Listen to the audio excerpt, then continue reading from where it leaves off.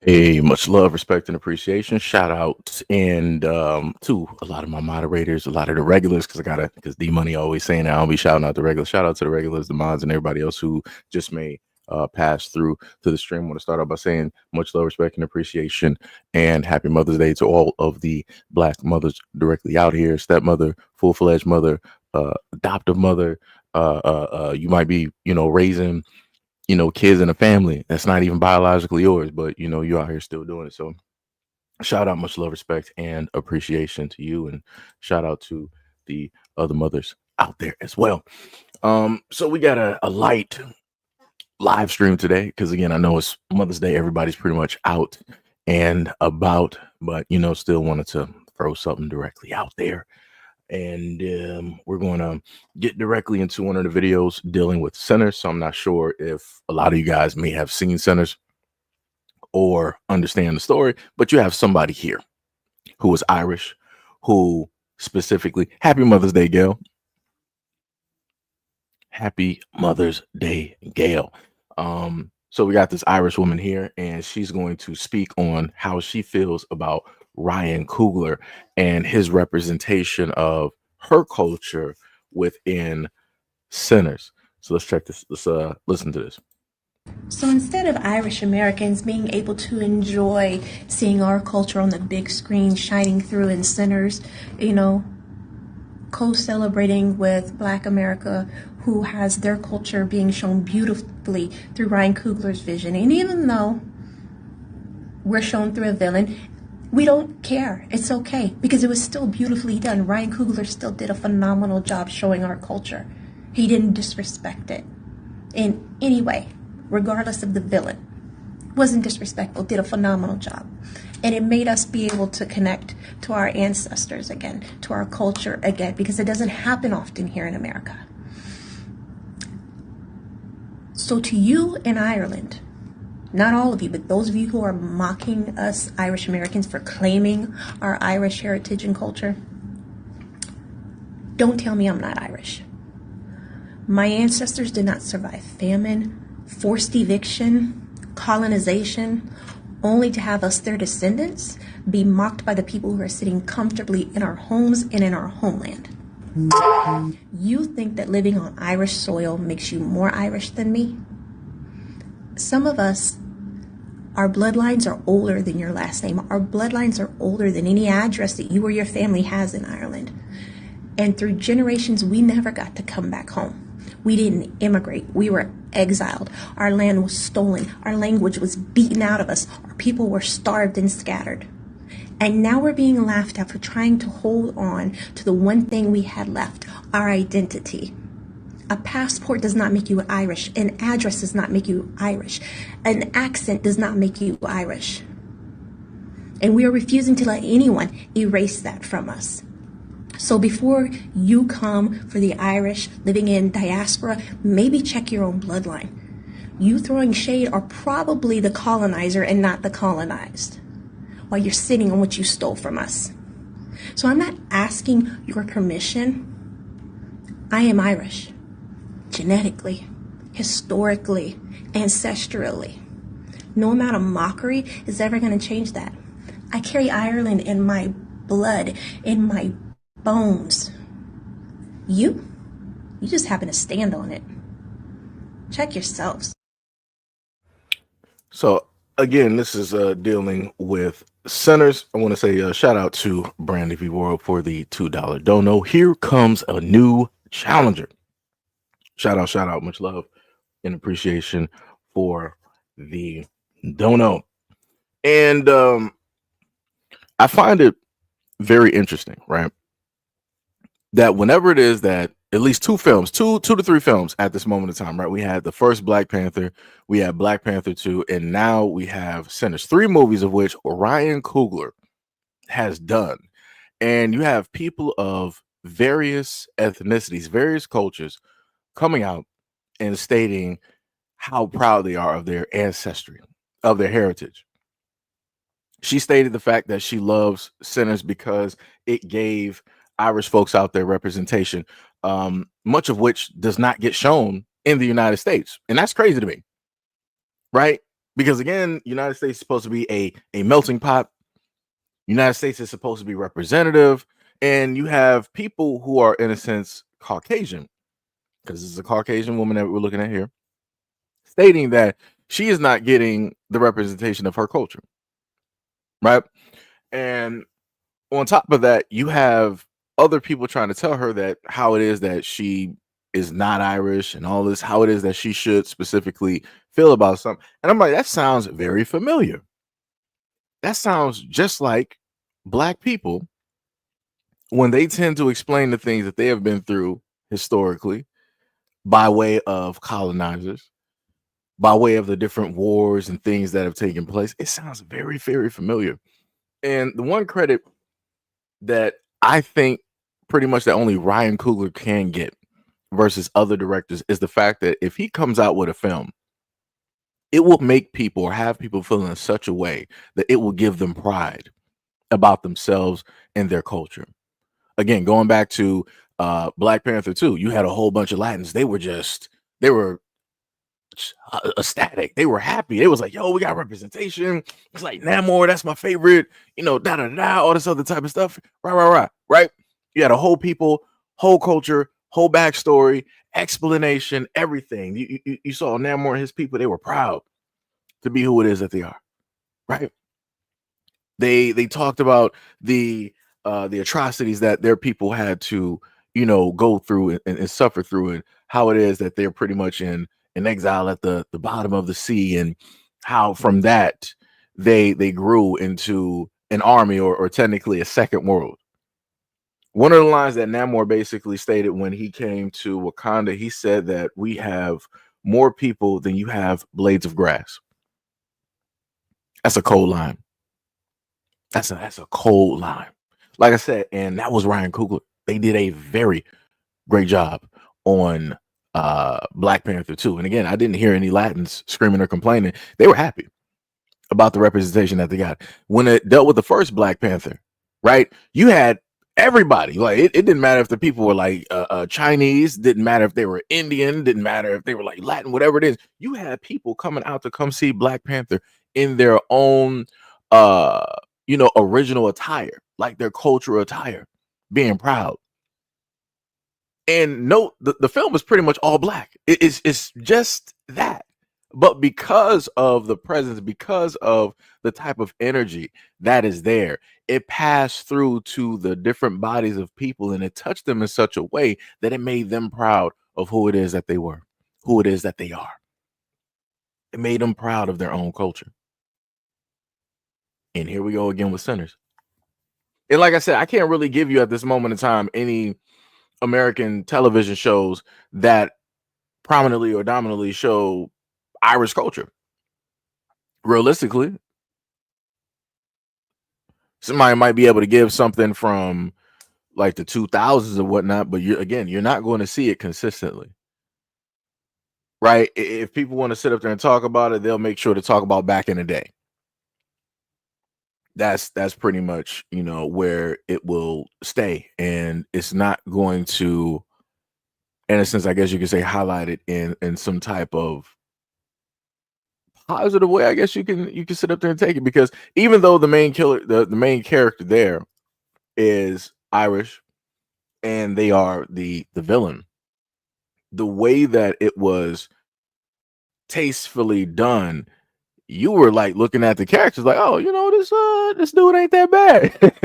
Stuff like that. You sitting up there looking at them like, yo, that dance, you sitting up there, when they start dancing, when I say, yeah, all right, you got a little bit, it's like a show tune, type of thing going on or whatnot. I'm like, all right, some Tiny Toons, esque, type of, I'm like, all right, I see it, you sitting up there bobbing your head, tapping your feet, stuff like that. But then you got to come back to the realization. I'm like, yo, hey, wake up. But yeah, I found that to be pretty interesting. Pretty interesting. That's crazy. That is crazy. We got what Gil said. Gil said, tap that screen twice. It's free, anonymous, and basically effortless, and greatly appreciated. And thank you now in advance. Um, wait, is that who I think it is? Kenyatta Mitchell said, "Oh my bad. Guess it's Blue Bloods." Wait, is that the name of the show? No. Wasn't Blue Bloods? That was a cop show though, right? Yeah, Blue Bloods. That's a cop show if I remember correctly. If I'm because that's what the dude from Magnum PI. Yeah. Tom, what was it? Tom Selleck. Yeah. A lot of people don't know what Magnum PI is. If you grew up during a certain timeline, you might have actually caught that. Newer generation don't know nothing about Tom Selleck, but yeah, should have been like Tom Selleck. But yeah. So like I said, I found that to actually be pretty dope. I thought that was pretty dope. And like I said, for me, I didn't think that other Caucasian people out here would actually have these type of problems or issues when they dealt with representation. But I guess that's the thing. Gail said, "Mr. Mustache." Yeah. Like if anybody has a wait, I think didn't Gail, correct me if I'm wrong, didn't Tom Selleck actually do a commercial for Pringles? I think he did because that's one of the main things that Tom Selleck was known for, like the mustache. And he's kept that throughout the decades, the many decades that he's been acting. Brandy V World, shout out for the $2 donor. You said, "I hope that they don't get Conor McGregor as a president." Yeah, well, that's if that's what they decide to sit up there and do, that's what they decide to do. Be like that. They make their own choices and whatnot. We'll just see what the aftermath will just so happen to be. But as I told people before, if Conor McGregor, let's say if he does, I'm not sure if he's running. I'm not sure what the political field is or landscape is looking like over there. But if he does run and he wins, people got to understand that we're living in an era of which you have the internet, right? Anybody that's pretty much internet famous could potentially run for something and win. Like I said, if any of the streamers, like let's say like a Kai Cenat or some of these popular streamers, if they technically ran for government or some type of seat, they could easily sit up there and win. Like it would be like a landslide like you've never seen before. Like you will see kids that don't even care nothing about politics or voting, they'll get out there and vote. And that's where I'm telling you, in the future, you're going to start to see a lot of this stuff. You're going to start to see a lot of political officials that are online on social media, and that's going to be one of the new ways to pretty much get you a seat to get directly out there, because a lot of the old guard, so to say, they don't really know that much about social media like that. They're not really using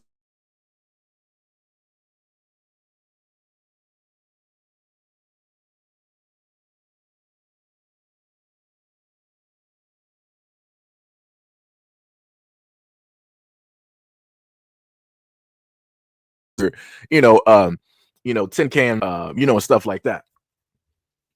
So, they're doing it the old school way versus looking towards the new tech or trying to implement both ways at the same time to, amass a certain amount of, following or people or different things like that. So, it's crazy. Gail said him or Burt Reynolds. Oh, yeah, Burt Reynolds too. Yeah. Not sure, but Sam Elliott, the mustache man too. Yeah, the old guy. Yeah, I know who you're talking about. Yeah. Those are the main three dudes with like mustaches and whatnot. Yeah. That's true. Brandon B. World said it's not the first time somebody has gotten in office because of their entertainment qualities. Ronald Reagan was a Western movie star. Yeah. And don't forget about Arnold Schwarzenegger. Yeah, I was going to list Arnold as well, too. I would have said that at a point in time, I felt that Arnold probably could have, at his height, he could have very easily became president of the United States just based off of movies and everything like that. But because he's Austrian, that's not going to work out. Right? You have to be here. You have to be from here in order to actually, make it. Like somebody who was actually Asian American, they have a chance of potentially being the first Asian American president, stuff of that nature. So, just putting that directly out there into perspective as I enjoy my burgers and my fries. So now we're going to go to the next video, and this is dealing with ICE. And we're just going to take a look and take a listen at what's going on.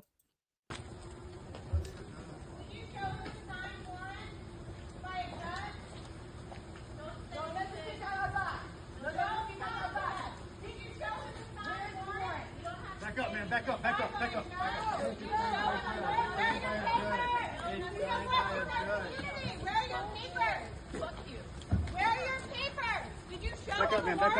Signed by a judge? Yes. Did you give him the information he needs? Did you read him his rights? Yeah, they did. You don't know shit, understand? You don't want ice here.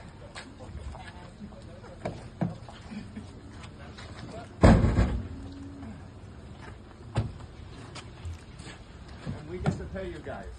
That's facts. Jesse Ventura. That's another one. This is what we pay for. Did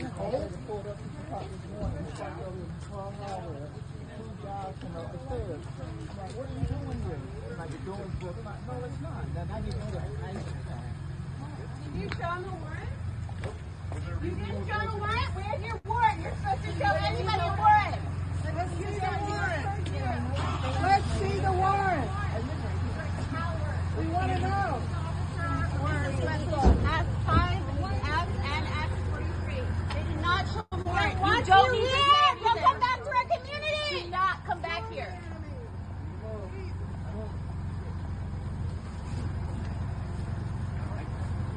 What is up, Miss Gray? Wait. You just said you got a warrant. You lied. You said you had a warrant. You told us he did not have a signed warrant. So in there. Don't you have neighbors? Or family?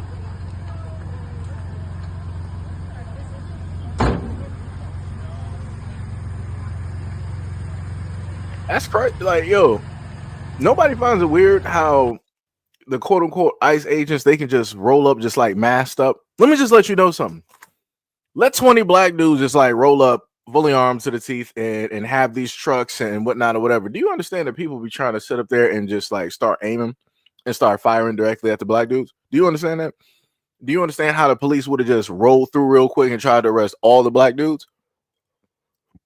Like, it's very interesting how this just takes place, and nobody really knows their identity, who it is that they are. They're always masked up every single time. No, if you're doing your job, why you gotta wear a mask? If you're working for the government, why are you hiding your identity? You're not a superhero. You're not an anti-hero. Like, what's going on here? It's like you're not some type of vigilante directly out. Like, why are you hiding your face if you're doing a job of which taxpayers are paying for? Because that's where the money is coming from. Why are you hiding your face? I'm like, that's always been like the weirdest thing to me. I'm like, what is so important that you need to sit up there and hide your face from the public?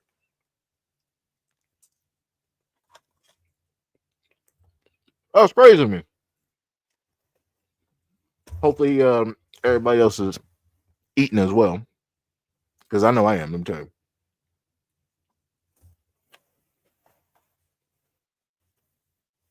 Yo, stand up and be kind of what's up, what is up, what is up. Just see the body Ventura, that's bars. Stand up, be counted, said, I hope you all had a beautiful, super abundantly blessed day with your mothers, as bars. Brandy Worrell said, what's even crazy is that they're not even really acting as law enforcement. So the snatching people off the streets part is crazy for me. Yeah. And like I said, I tried to tell people, I'm like, yo, this don't make any type of sense. It don't even sit right with me, but I know that a lot of people got to learn the hard way. A lot of people have to actually have this hit their front door in order for them to know that this is a reality and this should have been stopped when people notified you about it. But nobody wants to listen. And especially nobody wants to listen to black people. So, you know, it's tough. It's tough. It's going to be a lot of losses out here. It's going to be a lot of families broken up and separated. And, you know, people are going to have to sit up there and figure it out. And it's sad that a lot of people are going to have to sit up there and try to sort this out. But, you know, going back to how the votes happened during the election, it'd be like that. You know? Gail said, all right, stop collaborating. Listen, ICE is back. Gail really came up here. This woman really rolled up here with a vanilla ice. As soon as I caught the first few words, I'm like, wait a minute. For me, automatically Ninja Turtles started like rolling in the back of my head real quick, because Vanilla Ice also did a whole thing directly for that too. Newer generation don't know nothing about that, but yeah, that's crazy. That's crazy. Doing Work said they might have allergies. Now, when Doing Work said that, it was a little bit weird because I watched the video earlier of Usher trying to give a woman in the UK a cherry, and she repeatedly tried to tell Usher that she got allergies, and he kept trying to repeatedly feed her the cherry up until it finally dawned on him, like, oh, she actually got allergies. Like she's actually serious. I'm like, brother. I'm like, oh man. I'm like, I don't know if you high or what's going on. Usher got to get it together, man. Papa Rage 2.0 said, hey, brother, the movie Black Panther 2 was great, but the Hispanic character was vilified by Hispanics and Latinos because he was dark skinned. No, I know what you're talking about. Trust me, I was there. I saw those comments online as well, too, but I still saw a decent to a nice amount of Latins and Hispanics being proud of the representation of just having their people on screen. So that's the part that I'm focused on. Like I said, I've gone over the whole thing doing like the colorism in the Hispanic culture and how it is that they treat the darker complected or even the brown types directly out there. You can even look in Mexico, how they treat the darker complected Mexicans versus the lighter. But yeah, trust me, I get you. Trust me, I get you. But I'm just focused on the fact that they were ecstatic that they were just represented. Like I said, let black people, I'm sorry, more so let Ryan Coogler do a movie and the next villain is like Indian or something like that. And they're showing off like, the culture there and such a great light and all this other. Trust me, Indians would be ecstatic. They would be ecstatic. And it wouldn't be in a type of way, because I'll put it to you like this. I play a game like called Smite.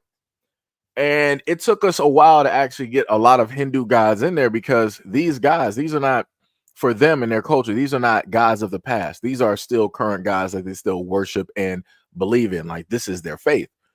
And they felt that Hi-Rez, who was a white company, they felt that they were being disrespectful of how it is that they were, using the guys or just placing them directly in the game, right? Because it's about mythology, right? And for them, for the Hindus, for the Indians directly out there, that's not mythology, right? Which is like, in a sense, for all intents and purposes, think of it like a fairy tale. This is something that is real to them. This is something that exists in the now, in this reality, right? All of their gods, this is real. And like I said, I get it. I understand. Like I said, I don't sit up there and fault them for feeling that way or whatnot, or whatever. Now I would just sit up there and say this: playing a game like Smite and dealing with the fact that, people want to throw in what they want to consider mythology, they need to throw in Jesus as a playable character, like I said before, and let that be that. Irregardless on how Christians are going to sit up there and feel like, oh, that's blasphemous, that's disrespectful. I'm like, so Christians can be disrespectful to everybody else's religion, but the moment in time that somebody treats their religion in the same light that they've been treating everybody else's, now it's a problem. Nah, like I said, put it as an even playing field. If you're going to put the Hindus in there, you're going to put the Greeks and the Romans directly in there. You're going to put a lot of Asian, culture or beliefs in there. Put Christianity in there. Put Moses directly in there, able to split water, the Red Sea, and all this other type of stuff. Put Jesus in there, being able to walk on water, do the resurrection. That'll be his ultimate. As soon as defeat basically happens on the field, which it does with every other character, he'll be able to resurrect. Once per game or something like that. Like I said, there's a multitude of ways you can sit up and do it. But like I said, all I'm saying is, what's good for the goose is good for the gander. That's all I'm saying. I'm pretty sure this conversation just went all over the place, but probably just went all over the place. Brandon V. World said, nope, where's my burger at? Yeah, I don't know what to tell you, brother. That's tough. I got 2 burgers though, which is the crazy part. I got 2 burgers, 2 fries. Miss Gray said, yes, SEIJIHITO, I made me a delicious salmon salad. Hey, that's good. That's pretty good. It's pretty good. Have I done that yet? Have I? I'm not sure if I've done it yet. I might have. Gold Brown said, man, let them clean house and get all of them out. It'd be like that. What was it? Doing Work said the Pollen Brothers, the Feds. Boogeyman said we need Tom Hoban statue on each of the borders. Brandon World said Smite Night. I'm down if you down. Have I even played Smite recently? I've been sitting up there just no life and Towerborn, realistically. It's been real, just been sitting up there no life and Towerborn. Well, you already know this. Yo, Bushido, what's up? What's up? You said, what is up, brother? Seiji? Nothing much, just chilling, doing a short, live stream. Boogeyman said the Kali gray hairs, and it comes with. That's crazy. That is crazy. D Money said, what is up, people? Nothing much. Shamika said, and the first shipment of white South African folks are coming. Oh, yeah. The funniest thing that you mentioned that, I talked about that a day ago. It should have been Friday, because if today is Sunday, I talked about it on Friday. Talked right about that on Friday. So yeah, it's gonna be a little bit interesting. But like I said, it is what it is. It'll get sorted out. Now we're gonna go to a little bit of a different video, and we got a little bit of nonsense. Well, technically, this is the second video of nonsense. This is one of two. Just like we got one of two dealing with immigration. So we're just gonna put it right there. So let me just let y'all listen to this nonsense, and I want to see whose side are y'all specifically on in this argument. Big bro, that's wrong. I don't give a. You said to keep asking these people. I don't give a what you're talking about. I don't give a what you talking about. That's why I don't know. Man, dude, you recording this shit. Don't be recording. I don't even know you, gang. I ain't recording you, gang. I don't know you, bro. Don't be recording. I ain't recording you, gang. It's cool. I'll put it back then. You both. I don't give a fuck asking you. I'll put it back. Yeah, this is $10, bro. That's both. You just gave me $2. I don't care. I gotta go to the police. So what the kids doing? They got food at home. You can buy them some food. You got money. You have money, man. You got money. Stop acting like you broke. That ain't right. I don't give a fuck. Stop asking me. I'm not spending my money on that. I got a whole trip. I don't give a fuck. And when I leave here, I'm dropping you. I don't give a fuck. You said what, bro? No, I'm just saying. I'm talking to bro right here. Yeah, because what you talking about? I'm just talking to bro right here. What you talking about? No, we want to talk about shit. If you got something to say, you can say that shit right now. We want to talk about shit. If you talking about me, bitch, you can say that shit right now. I apologize. So we heard it, right? We was all able to understand and see that, right? So let me just start out by this. Number one, the weird type of behavior is when you got somebody in line. What is this, like a Walmart? I'm looking. It's a Walmart, right? So number one, you got people in line, and people should be minding their own business. But again, you got the black dude not wanting to. He's talking about he's not recording, but yet he's recording. He said that he don't really got to comment on the situation, but yet he wants to comment on the like. I don't understand this.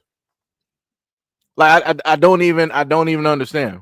Like you want to sit up there and record this interaction, but you don't want to be a part of the interaction. How did that even work? And then when both parties start questioning you, talking about like, yo, what you speaking on, what you talking about, you want to pipe down. I was like, no, I wasn't. I was talking, big bro. I wasn't even want to, I apologize. What you apologizing for? What you apologizing for? You wanted to sit up there when people asked you to sit up there and basically speak and be a part of something you didn't want to, but now you want to sit up there and do it on your own time. Just like you want to record on your own time. When a brother sat up there and actions like, yo, don't record me. That's weird. Like, I don't even know who you are. Like, don't record. And then you wanted to like, I ain't recording you, bro. I ain't recording you. Like,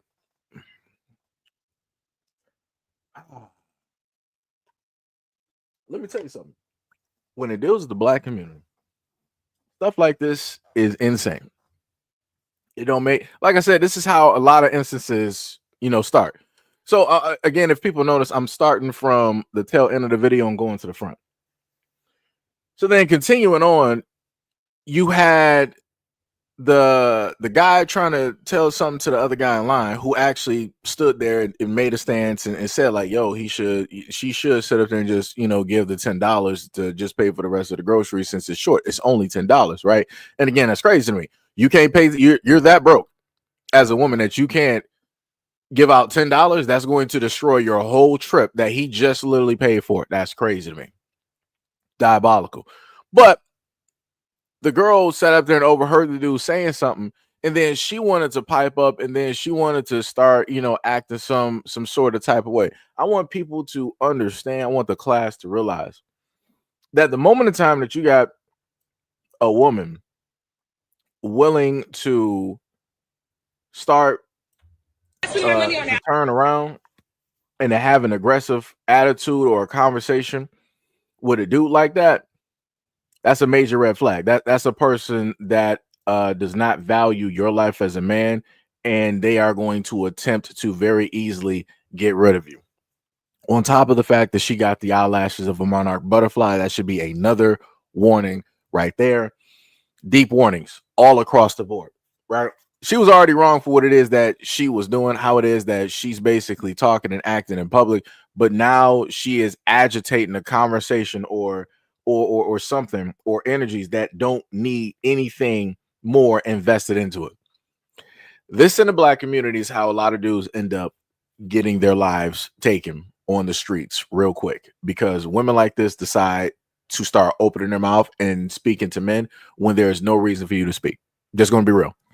If anybody was to speak, the man that is there going through it with his woman, he's the one to address the situation. That's realistically how that works. If there are women that don't understand that, I don't know what to sit up there and tell you. You don't have any type of logic. You're not looking at the world how it is, because you got people out here that will literally take lives for no reason. Bullets have no type of names. So again, there's a man present. The man is the one that's going to, direct that conversation towards him. Those men are going to have that conversation. You are nowhere in the scene. You remove yourself as a woman. You remove yourself. You got any type of intelligence and logic about you, you remove yourself from that situation and those energies. Like I said, that's not for you, honestly speaking. So then we go a little bit further, and you go to the brother, and he was simply talking to the woman at the register. He was like, yo, ain't it messed up? It's like, yo, I sit up there and pay for all this stuff. I afforded this. I just sat up there and gave her, this week, thousands of dollars for her trip to sit up there and go on. And she can't sit up there and just pay $10 because I'm short. She just can't, pay the $10 just so that the groceries are done. That's crazy. He's 100% right. It's like, if I'm going to sit up there, if I'm doing all of these things for you, you mean to tell me that you just can't sit up there and do it? And it's not like he's buying the groceries for himself. He's buying this for the house. Like he said before, he was like, what's the kids going to sit up there and eat? She was like, oh, it's stuff at the house. It's stuff at the house. Like I said, I don't even know. Jesus Christ. This is why I sit up there and say that every woman out here is not a mother. Every woman out here is not a mother. Just because that you can reproduce or hold a child for 9 months does not make you a mother. Like the amount of intelligence in this one is astonishing. Like, she has the attitude of like a 15-year-old, just to be real. She's probably in her 20s, but she's acting like a 15-year-old. And that's insane. I'm like, you're been out of high school. Like, the way you're conducting yourself right now as a woman, just first off, is crazy. The way that you're even talking is crazy. And then she had the whole thing of being in the store, being in front of him in the line, in his face, just doing a whole I don't care. I'm like, dog, what is you doing? Like, how old are you? How old? But like I said before, let me just point. I'm not sure if I can even go back real quick where she was going back to the whole thing of she don't care, of how it is that she was in her brother's face. Because I just want to let a lot of women know there's only so few dudes that would allow you to play directly in their face, to get that close in their face like that. Like I said before, that's crazy. Like, that's like, you doing all that, that's crazy. You got dudes out here that will literally knock your block off. And a lot of women know that. But obviously she's going to do that to him because he's not the type of dude to put hands directly on her. Like I said, certain women, they know exactly who to play with. When you got women out here dealing with like these killers, like dudes who got bodies and all this other type of that really got like records. Oh yeah, they not trying to do this because they know they'll get lined up real quick. And if he ain't gonna do it, he'll sit up there, and he knows some homegirls that'll sit up there and step up to the forefront, and they'll teach her a lesson real quick about how to speak, how to talk. Like I said, it's crazy. Like I said, it within the black community, the type of respect that happens is crazy to me. Those who, in a sense, are the utmost dangerous, those who got bodies and actually done stuff out here, they get the utmost respect. If you're a decent type of dude directly out here, you pretty much get little to no respect, no matter what you do. And like I said, I'm not sure if he fully has kids directly with her or not. Hopefully not. Hopefully not. Hopefully he's like a stepfather or something like that, so that he could just cut and just leave. Because that's realistically what needs to set up to happen. Because that last bit of money that you gave her, that'll be the only bit of money. You just need to just remove yourself from the situation real quick. But if you got kids with her, it's like, dog, you gotta make this your last time. For any guys directly out there using this video as an example, make this your last time dealing with any type of woman like this. Make this your last time. You got to have better discernment. You got to have better discernment. Because never at a point in time do I want to sit up there and roll out here and see an argument in between black people where you got a brother being treated like this in public. That's crazy work. That's crazy work. And the main thing I sit up there and try to tell people is this. I'm like, yo, whenever arguments like this happen, and 9 times out of 10, it's the black dude out there in public that's getting embarrassed, where you got the woman yelling and hollering, acting outside of herself and all this other. Everybody's watching. Everybody is watching. And the one main thing I consistently keep trying to tell people is this. I'm like, yo, this makes it easier in order to break up that relation. Again, a relationship like this don't even need to be standing. Like, people need to like split ways like the Red Sea a while ago. But the main thing is that if you got women of other nationalities that are watching how women like her, just this representation here, women like her are sitting up there treating men like that in public, and they understand financially what that dude is actually doing for her, those women are going to sit up there. They're sitting up there writing up scripts. They're talking to Chat GPT right now. They're having internal dialogue. They are plotting ways on how to sit up there and get to that guy. And they have an understanding like, oh, I'm not going to sit up there and act nothing like her. I'm not. Everything that she's doing wrong, I'm going to do everything 100% right. And I keep trying to sit up there and tell people that, like, yo, you're literally giving people the guidebook on how it is to basically be with guys like that. Like I said, other cultures, other nations, other women are sitting up there watching, and they're sitting idly by, patiently waiting there. Like I said, they got up until the end of time to sit up there and wait out, because they know that it's only a matter of time before something happens, some type of argument, some type of disagreement, where people are going to be falling at the wayside and people are going to be doing whatnot or whatever, and they're going to slide right through. And that's it. That's it. That's all she wrote. But like I said before, you can't educate, you can't tell people nothing. You can't try to inform, you can't try to tell people nothing. Because like I said before, for me, I want to have relationships actually make it. I want people to actually be together for a very long time. If you say that you love this person, then be there. Become a better person so that you can actually showcase and be a part of that love that you say that you have for that person. Right? Don't just say it, but also walk in that action. But like I said before, trying to explain that and tell that to people, it goes nowhere, because a lot of people refuse to actually change and actually better themselves. Brandy Boyle says she acted like she was going to whoop somebody. Yeah, she did. Yeah, 100%. RY, what is up? What's up? You said he needs to break up with her. She is ungrateful and toxic. Yeah, that's bars. That is bars. Golden Brown said make your own cheeseburger with red onions. I mean, normally I would make my own cheeseburgers, but I didn't feel like doing that. So, it'd be like that. D said, yeah, I caught the live when I'm not at work. Hey, much love, respect. Much love, respect, and appreciation. It'd be like that. It'd be like that. As Gail and many others know, this is why I would have the longer live streams where I might have, been streaming for about like 6 or 8 hours so that I can catch you guys at, certain times and have a conversation and talk with y'all and everything like that.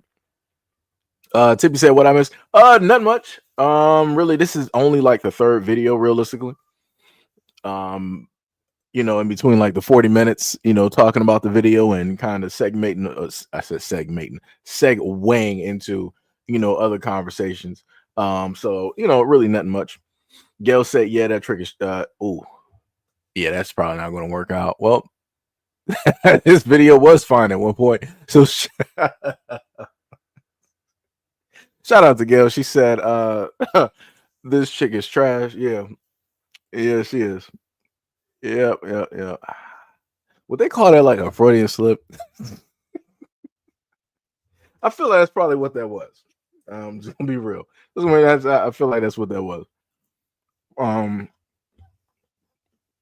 Golden Brown said, and she have on a blonde wig. Yeah. Dippy said, I don't know what happened, but women shouldn't argue with the man. You don't know how he will react. Yeah, that's true. Women should never walk up on a grown man. That's silly. Yeah. Tippy says she thinks that she's tougher than a man. She does. She does. Like I said, she ain't never got knocked down before. And again, I want people to understand this is not me advocating for anything detrimental or negative to happen. But what I'm stating is that because people have not learned a hard lesson out here, they're going to proceed to act a certain type of way. If she was with the right type of dude that was about that life, that already had a record, and he just whipped women before 99 times before her, oh yeah, she would have got corrected real quick. She would have learned from that one incident. She would have learned. Even if it might have been a nice dude, she would have been like, you know what? Let me not go back through what I ended up going through the first time with the other guy. That'll be an everlasting, indelible mark on her brain.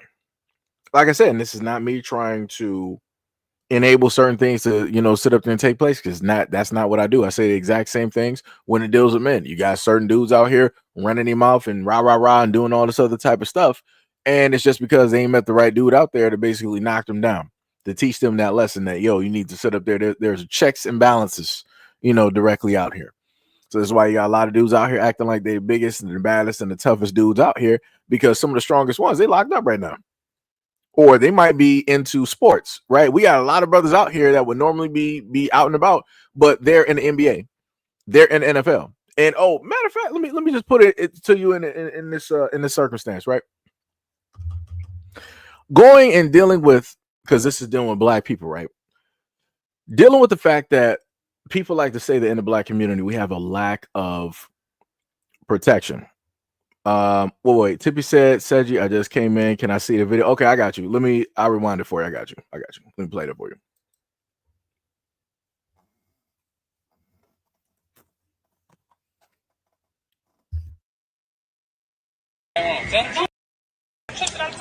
Big bro, that's wrong. I don't give a. You said to keep asking these people. I don't give a what you're talking about.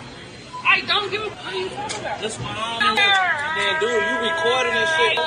Don't be recording. I don't even know you, man. I ain't recording you, gang. I don't know you, bro. Don't be. I ain't recording you, gang. It's cool. I'll put it back then. You both. I don't give a fuck asking you. I'll put it back. It's $10, bro. I gave you. That's both. You just gave me $2. I don't care. I gotta go to the police. So what the kids do? They got food at home. You can buy them some food. You got money. You have money, man. You got money. Stop acting like you girl. That ain't right. I don't give a fuck. Stop asking me. I'm not spending my money on that. I got a whole trip. I don't give a fuck. And when I leave here, I'm dropping you. I don't give a fuck. You said what, bro? No, I was just saying. I was talking to bro right here. Yeah, because what you talking about? I was just talking to bro right Okay, here. because what you talking about? No, we want to talk about If shit, you got man. something to say, you can say that shit right now. We want to talk about shit. If you talking about me, bitch, you can say that shit right now. I apologize.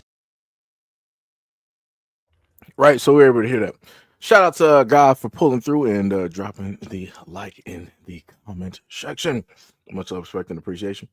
And also happy Mother's Day to you and yours. Golden said I had plenty of women like that, and they would argue because they wanted you to have relations with them. That's not attractive. I'm just gonna be real. That's like that. That's not that. Whenever I look at stuff like that. That just makes me think that you got women out here that are not emotionally intelligent, and they don't know how to very much talk or express themselves on what it is that they actually want. So they want to sit up there and act out. And I'm like, that's stupid to me. I'm just gonna be real. That's just 100% stupid. Because just think, if men did anything like that, no woman would find that attractive. If a dude wanted to basically do something with a woman, but he was sitting up there acting this type of way, they would not find that dude attractive. They would think that he's playing for the other team. So it's like I'm a little bit bewildered on how that is even that type of action, or how it is that she's moving is even deemed to be attractive. Like, that's crazy to me. Psychologically, I think that some people just got some problems. I'm just gonna be real. Just gonna be real. Like that's crazy to me. Third, I said a black woman with blonde hair will forever be a red flag for me. Tippy said, well, I think he knew how she was before he got with her. Tippy said, long lashes, blonde wig. I don't know, Lululemon or Fashion Nova bodysuit. Like I said, I mean, I said earlier, people got to deal with discernment. I specifically said that to the dudes directly out here when it deals with these types of things. But like I said, even without the discernment, the fact of a woman feeling comfortable enough to act like this in public, yeah, that's crazy. That's 100% crazy. Like I said before, even beyond like a relationship, I've seen women act like this in public, just with like dudes out on the street, a guy that's in line or whatnot or whatever. Like I said, that's crazy. So it's like you don't even have to be with a woman in order to see or to be involved in something like this. And that's the crazy part. It's like, all right, people in a relationship, so all right, there's emotions and history and stuff like that. So I get it to an extent. But to literally do something like that, that is crazy outside of, like I said, it's crazy in general. There's not a right or, a wrong thing about it. I guess maybe I said it wrong, but anyways, y'all get what I'm saying. Tippy said, saying bro every second. Yeah. And I promise you, this is the funny part, right? When you have a woman that uses that wants to use certain words that men normally use between each other, or happen to call a dude bro, if you happen to call that same woman bro or another word, and I'm not talking about any word that describes a woman, right? If you happen to use another word towards that same woman, she'll actually get up in arms. She'll be like, yo, what you just call me? It's like, yo, I'm not a man. It's like, I'm like, then stop speaking like that then. If you're not a guy, then stop speaking like this. Stop acting like this. So I'm like, what are we really, doing? At this moment in time, like if we're actually being honest, like it's crazy, right? But like I said, a lot of people want their cake and eat it too. People want to be able to fit and be directly in two lanes at the same time, which again is crazy to me. 100%. Golden Brown said she doesn't know how to express her wants and desires. She wants you to come to her. Tippy says she just had to spend $10 after he gave her 2,000. Yeah. That's how broke she is. She can't afford her own trip. She can't even afford $10 for the groceries of which he's buying for the house. Like, that's crazy to me. And then she's getting mad at him because he can't afford the $10. He already didn't pay for the groceries. He's just short $10. That's it. But like I said before, you can't win. you can't win. I hope the best for that brother. I hope he learns a very nice lesson from this, and I hope this is the last time that he would ever have to learn a lesson like this ever. And that goes for any dude out here. Never deal with nonsense like this ever. Understand and know your worth. As John said, big facts. Tippy said WTF is always those type of girls getting money handed to them. Tippy said, I need a PS5.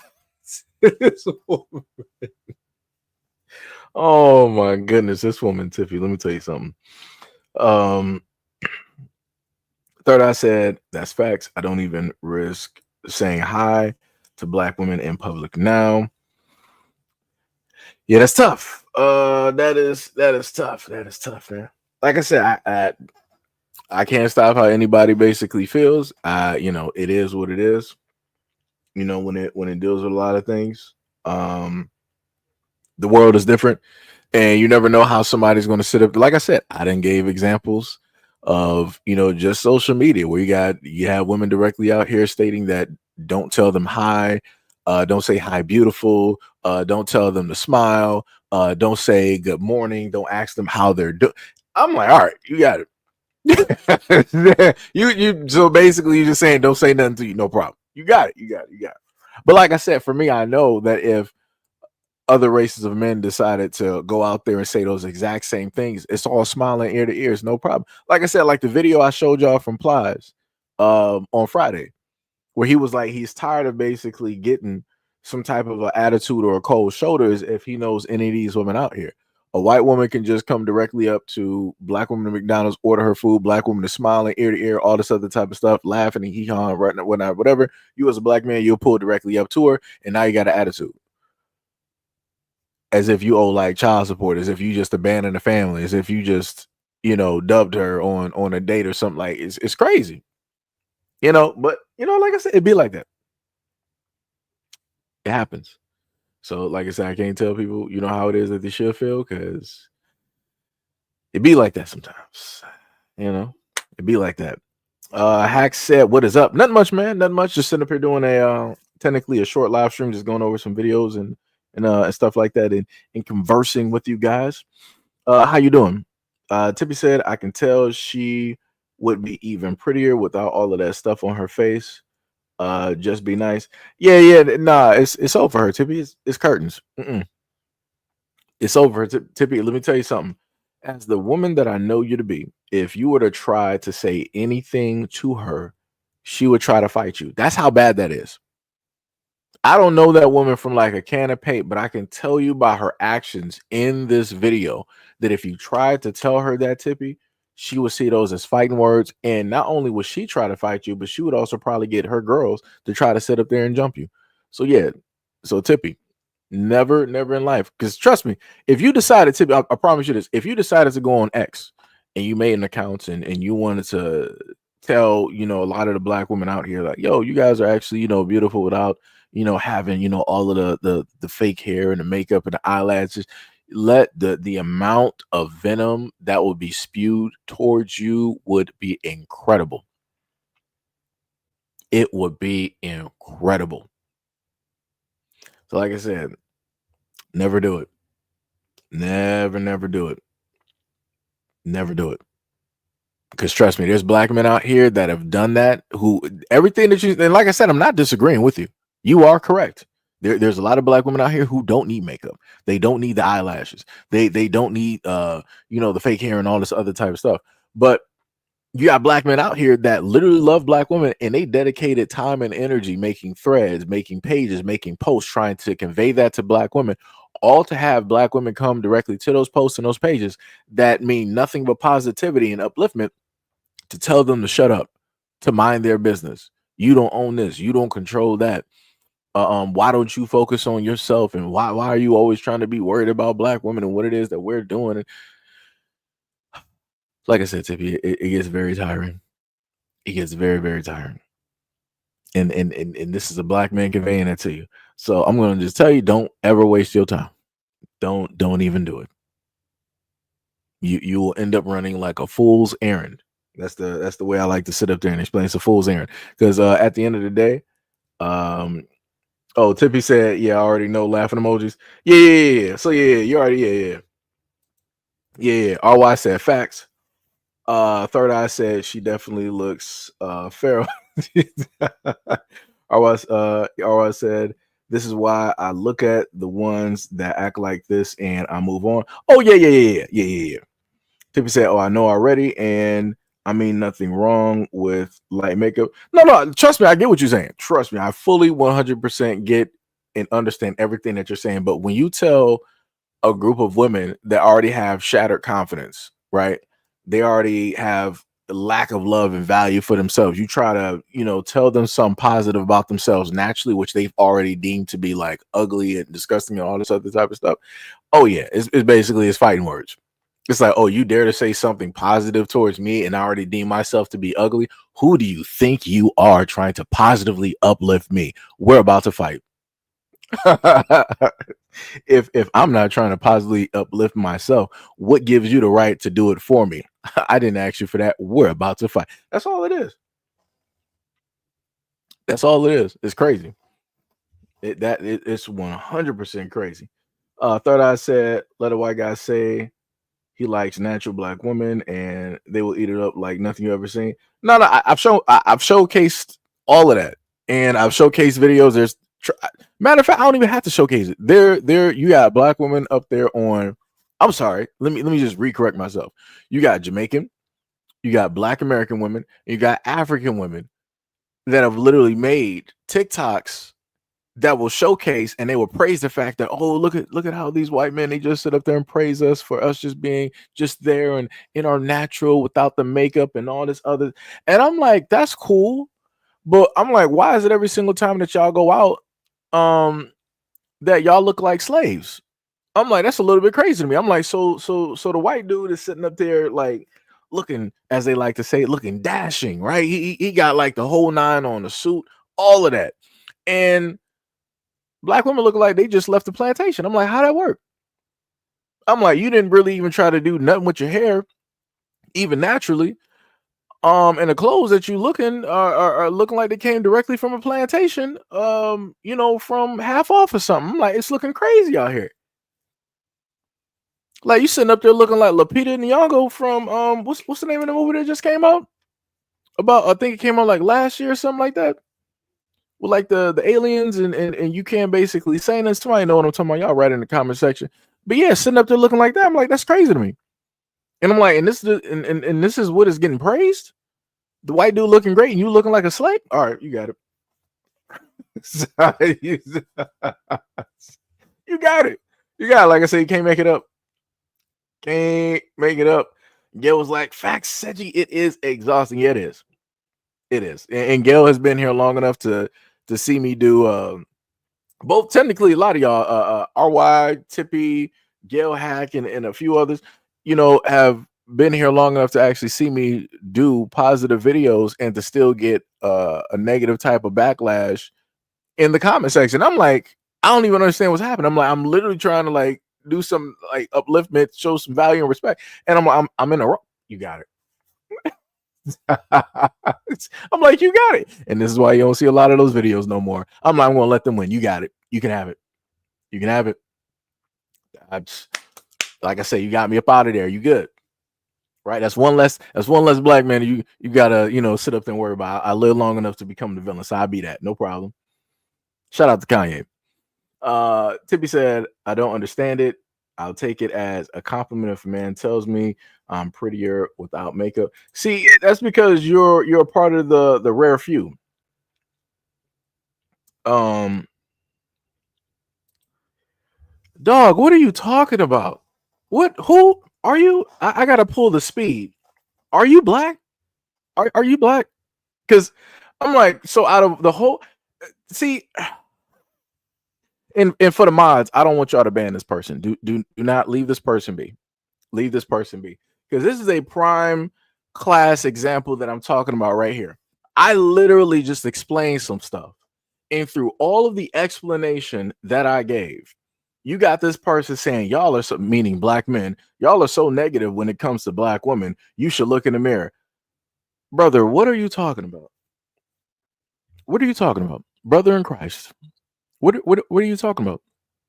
And I know your name is Christy, so I know it's a woman, but brother in Christ, what are you talking about? Because I don't know how else to even really go about this. Because it doesn't matter what it is that I say as a black man directly on this platform. I can critique, I can be positive, I can be in the middle. It's all listed as negative. And somebody like you and many others will just pull up to the scene and always find or have a problem. Like it's the most stupidest, craziest thing. But like I said, let me be a white man and say some stuff. Oh, you'll shut up though. Because I done seen white men up here critiquing black women, and magically I see black women shutting up. It's like, oh, you know what? That's right. Yeah, we do got to sit up there and do a little bit of work. Black women in the comment section. Oh, yeah, I did used to sit up there and act like that and do this, but I learned to work on myself and do this. I'm like, oh my God. I'm like, you can't make this up. Shout out to Kevin Samuels. You can't make this up. Can't make it up. Tiffy said, but said, I saw a video on Instagram of a cute plus size girl, all natural, and black people clowned her. Well, that's the thing. You got a lot of black people out here, and again, generalizing, you got a lot of black people out here who like to act stupid. Like I said before, I for one have always thought Lizzo has a very attractive face. She always had an attractive face. Lizzo just needed to do a little bit of work when it dealt with her weight. And when you look at Lizzo now, it's like, wow. It's like, dear Lord. It's like, Lizzo, what's going on? What's happening? It's that type of, like, Lizzo looks great. She looks healthier, right? The things that she is going to be able to do now, she's not limited no more, right? Because people have to understand, when you have a certain amount of weight on you, it's going to limit you from doing certain things. It doesn't matter if it may happen to do with, like, let's say if you want to go riding on horses, if you want to go rock climbing or some different stuff. Like I said, there's a lot of different activities and whatnot that the weight is going to limit you on. And especially if you are a heavier person, you take about 4 to 5 steps, you already sitting up there breathing. There's already something there. So like I said, that's problematic. If you're already perspirating, if you're already heavy breathing, when you're just walking a few steps, that's your body. That's God letting you know that, yo, you got to sit up there and do some corrective measuring. You got to sit up there and really actually take care of yourself, because if you don't, it's going to sit up there and get worse. And as you get older, it's going to sit up there and get worse. And the situation is going to be exacerbated. Gail said, either we're going to equally dapper or I'm going to be the flyest in the duo. To be said, they like the slave fetish play. Yeah. Golden Brown said, did you see the picture of Eve on Thanksgiving Day? Yeah, Eve was out there looking like she was looking like a maid. She was looking like the servant. She was looking like the help. And I showcased that picture. And I'm like, well, this is what she wanted. And I hear a lot of women in the community talking about, I'll never be a stepmother to somebody else's kids and all this other type of stuff. But yet Eve is a stepmother to all these white kids. I guess money makes a difference. I guess money makes a difference in color. It'd be like that. Crazy work. And I actually loved Eve. Like when she was, Rough Riders, and I thought Eve was attractive. I thought that Eve was a little bit rough around the edges. I'm like, I think Eve likes women. Right? Sort of like the Brat. Brat is attractive. The Brat is attractive. That's the one thing nobody can ever say. The Brat has always been attractive. And when, being younger, I had a crush directly on her. I'm like, yo, she look good. She's highly attractive. And then I found out that she liked women. But before she made it to women, she was with Allen Iverson. So just to let people know that before she made the jump to women, she was with Allen Iverson. That just did not work out. And I think that relationship, it really possibly hurt, like when it didn't like work out, or however it is that it ended. And that's when she decided to, go towards women and whatnot, whatever. But yeah. Tiffany said, yeah. And I was featured in a positive video with a positive message. Bars, that is bars. Hack said, B, but you said, but Seji, your mom is black. Yeah. Crazy word. No. I got you, Hack. I got you. Christine said, negative. Could not expect anything more from our black men. What? I'm a little bit confused. I don't even know what you're saying now. I'm not even. You couldn't expect anything more. What does that even mean? Are you talking about? Are you referring to what me, as you said that I'm speaking negative about black women? Like I'm a little bit confused. Like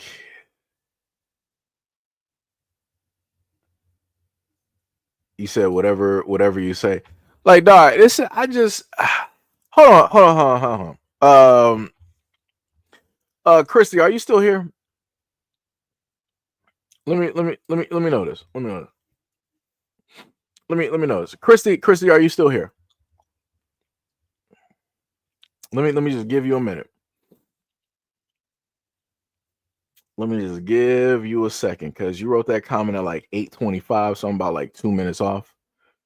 So I gotta let the live stream basically catch up to see if I said Chrissy. I'm sorry, Christina. Let me know if you're still here. Okay.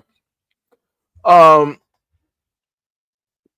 So let me just sit up here and do this. So since you vocally have an issue, right? I'm going to do something I haven't done in a very long time.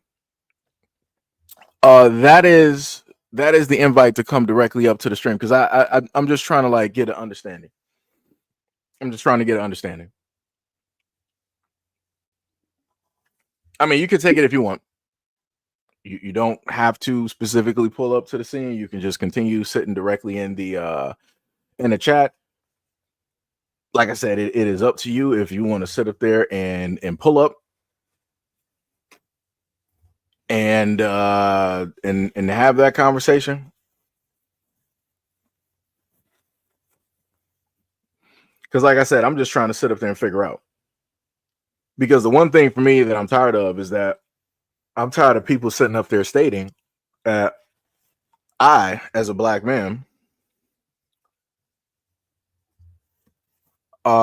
pretty much is problematic when it deals with speaking on or critiquing black women, and that is pretty much, negative and all this other type of stuff.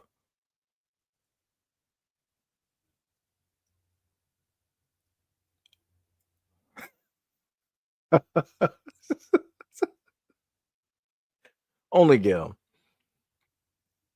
Only Gail. Lord have mercy.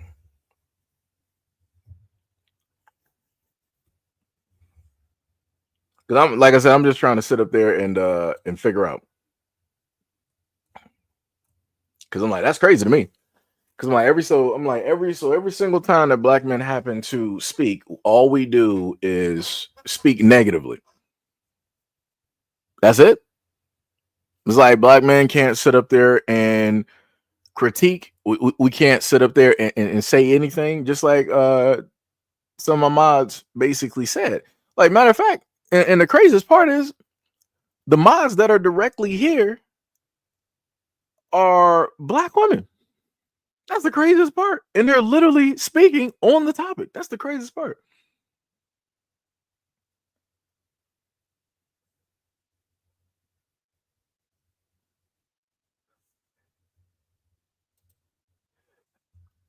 No. You said maybe I tuned in late, but I haven't heard anything positive. No problem. So Christy, what I just literally threw a link directly in. I threw a link directly into the chat. If you want to sit up there and speak your piece when it deals with black men and you and whatever feelings that you basically have, you can do that. Like I said, I don't know if you're black or not, as a matter of fact. This is literally like the second time now I sat up there and sent the link, and you opted to write directly in chat. I'm like, you can vocally actually speak direct. Like I said, this is live stream. You can vocally actually speak directly to me. This ain't no pre-recording. This ain't a some type of video that I just threw up there that's like 7 minutes and 58 seconds. This is an actual live stream where I can sit down, which I am, and listen to you, and I can respond directly to you as a content creator, as a black male content creator who has done content on pretty much everything dealing with the black community.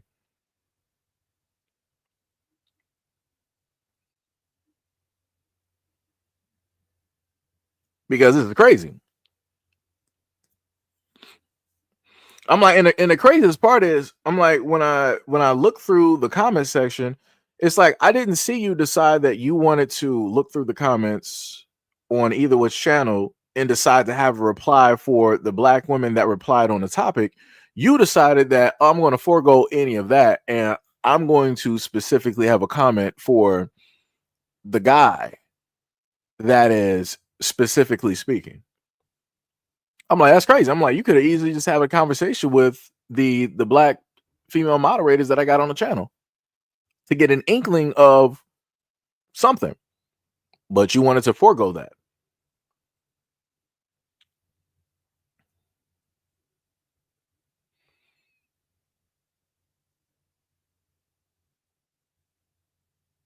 It's crazy. I don't see nothing happen. That's diabolical. As Johnson said, a lot of hurt people out there. Tippy said, honestly, uh in a perfect world, black women should critique women and black men should critique men. But all I've been seeing is some black women praising dating and praising Jezebel looks. Yeah, like I said, Tippy is a black woman. She's been a part of this channel for a very long time, along with Gail. Been a part of this channel for a very long time. They have been here. they have been here through a lot of the highest days and some of the lowest days. And pretty much commenting on roughly every video that I've put out, or even some of the videos that you might not be able to find on the platform anymore. And Tippy has stated before, like, if she really felt that I had any type of like hatred or anything like that for black women, she would not be here. And I'm pretty sure a lot of my other black female moderators would not be here at all. They would have told me like, hey, you don't even gotta make me a moderator. It's like I'm not, I don't like none of the content and whatnot or whatever, all this other type of stuff. But yeah, that's some crazy work. The one time that I'm like, yo, I want this person to sit up there and just pull up, we can have a conversation. Nothing. Been sitting here. Let me see. When was the last message? It is currently on my side of the clock. It is 8:33, and the last message that she sent was at 8:29. That's crazy work.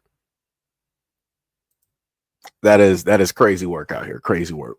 But you know, it'd be like that. Like I said, I try to be nice. I try to want to actually have conversations, you know, with people to try to see where people are and everything like that. And people just duck out. And I'm like, it don't make no sense. Like, I don't bite. So I don't, you know, I don't sit up there and harm people. It's gonna be a conversation, but you know, whatever. I guess some people just like to sit up there and talk from the comment section, I guess. So anyways, let's go to the next video. What is it? Before I do that, what was it? Eclipse said, what is the topic? Well, no, that was specifically for that was directly towards the woman that you see above. That was directed towards this person here, Christine Stubfield, who basically said that I wasn't saying anything. She hasn't heard me saying anything positive about black women. And the funny thing is, even within my explanation that I gave, I was still talking positively, but I was still stating that even if you decide to say that, you know, ain't nobody trying to hear that. Ain't nobody trying to listen. Like, I've showcased videos time and time again. Like, any of the stuff that I happen to talk about, I will give video to back up. But, you know, people opt not to, you know, click for those videos or look for those videos or wait for them or even want to leave a comment. They'll overlook those and then speak on, you know, something else. So that's pretty much what it was for. It was pretty much dealing with the topic of the video that I showed, where it was two black people, one woman, one male, one female, and the woman was acting all types of crazy inside of Walmart because she didn't want to pay the $10 that was left on the groceries, even though the guy had already paid for the groceries. He was just short $10, and on top of that, he had already gave her $2,000 to take a trip, but she couldn't afford the $10 that was left on the groceries just to help out for the house. You know, that was pretty much, that's where everything was coming from, and going into a conversation directly dealing with that. And the person that you see here decided to say that, you know, I pretty much wasn't saying anything positive about, you know, black women or anything like that, and all this other type of stuff. But I'm all right. And when I wanted them to expound upon what it is that they were referring to or talking about, or their feelings about my commentary, they opted not to want to pull up and have a conversation. So, you know, there's nothing I can do about that. And like I said, this is, and you can ask some of my moderators, there's been rare times that I've been given invites out here for people to just pull up and be a part of the stream, but especially if I call somebody directly out where I'm like, all right, let's have this conversation. You know, it's rare times, because but you know, it'd be like that. So since she decided to duck directly out, let's look at the next video. And this one is dealing with immigration yet again, but this is more so I want to say it should be at the border. Let's take a look. Yes or no? No, you're not getting, you okay? Sir, were you going to comply? Yes or no? You are not getting their information, bro. Sir, you are not getting their information. Right now. You are not getting their information. Sir, open the door right now. Here we come. Y'all boys, you break my window? Yes, sir, officer? How you doing, brother? I'm doing good. Stand on here? Huh? You mind if I stand on here? You can do whatever you want, man. So I can hear you better? Yeah, you good, you good? Oh, man, this back. Hey, brother, how you doing? Doing good, man. Agent Bowers with the United States Border Patrol. Okay. I understand the ag guys pulled you over for bypassing... The agriculture. Okay. And they explained to you that you have to stop for those when you're in a big box truck Yes, like they did explain to me. Okay, awesome. And from what I understand, you advise that your passengers do not have IDs. I did not say that.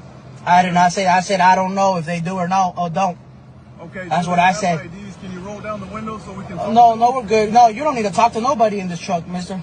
I already told your friends that you don't need to talk to nobody in this truck. I'm driving. If you want to talk to me, you can talk to me.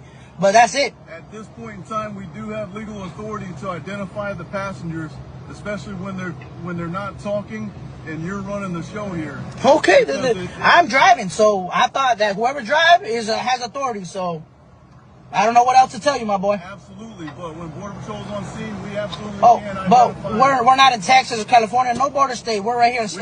We're in a sunshine state of Florida, my boy. Absolutely. So. Beautiful state. Yeah, beautiful state, but the people, sometimes they ain't all the good. More border than any other state. Oh, okay, that's good. Thank you for the history. Yes, sir. Because that does absolutely give us authority to be able to stop and talk to people. Okay, well, I'm talking to you if you want to talk, but you're not gonna talk to them. That's all I'm gonna tell you. Okay. You can do whatever you want to do. I already told your friends. We do need to talk to them before we can let you out of here. Oh well, we gonna be chilling here then, man. Okay. I'm gonna get paid either way. And you've already identified yourself to... He still hasn't gave me my ID. Your boy back there got the ID. Okay. I got do with that what you will, man. And are you the boss or are these your employees? That does not matter. You all work that does not matter. Okay. We all working for the same company, yes. We're right here in this company. Good copy. Yes. Where's this out of? South Carolina. You can talk to them. Numbers on there if you want. Simple. And what's your name, brother? My name. He has my ID. My full name is right there. Okay. I'm Matt. If you have any questions, let me know, okay? Thank you, man. If you'd like to introduce yourself. All right, man. He has my ID. All right. Hey, cake. So, shout out to Third Eye. It be like that.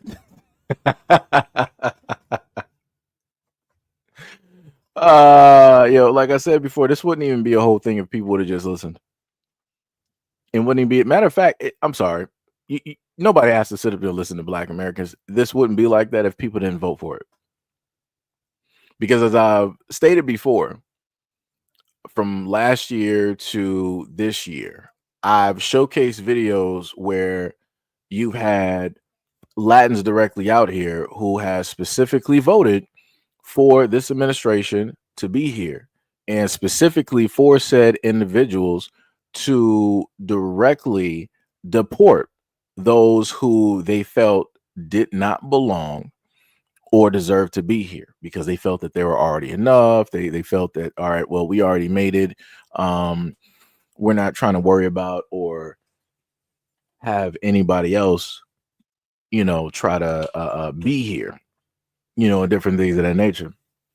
And as I stated before, the only people that can get blamed for this it has nothing to do with Black people. It has to do with the Latin community for them deciding that they did not specifically want to listen or heed any type of words when it deals with these type of things. And again, this is the second video dealing with immigration. And in one form or whatnot, you got ICE. In the other instance, you have Border Patrol right here. Technically the same difference is ICE, they had their faces basically covered. And then you might have had a few of them that weren't, just like in the previous video dealing with ICE. And then this one dealing with Border Patrol, you got the white dude, his face was not covered, but the other ones who clearly had an accent, Latin, they had their faces covered. Again, you got to ask yourself, if you're doing things that are for the government, why would you have to sit up there and cover your face if you're doing completely 100% fine in legal work? But again, like I said before, Latin community, y'all got to sit up there and be like that. Oh, third eye, I got you. It be like that times infinity. I got you.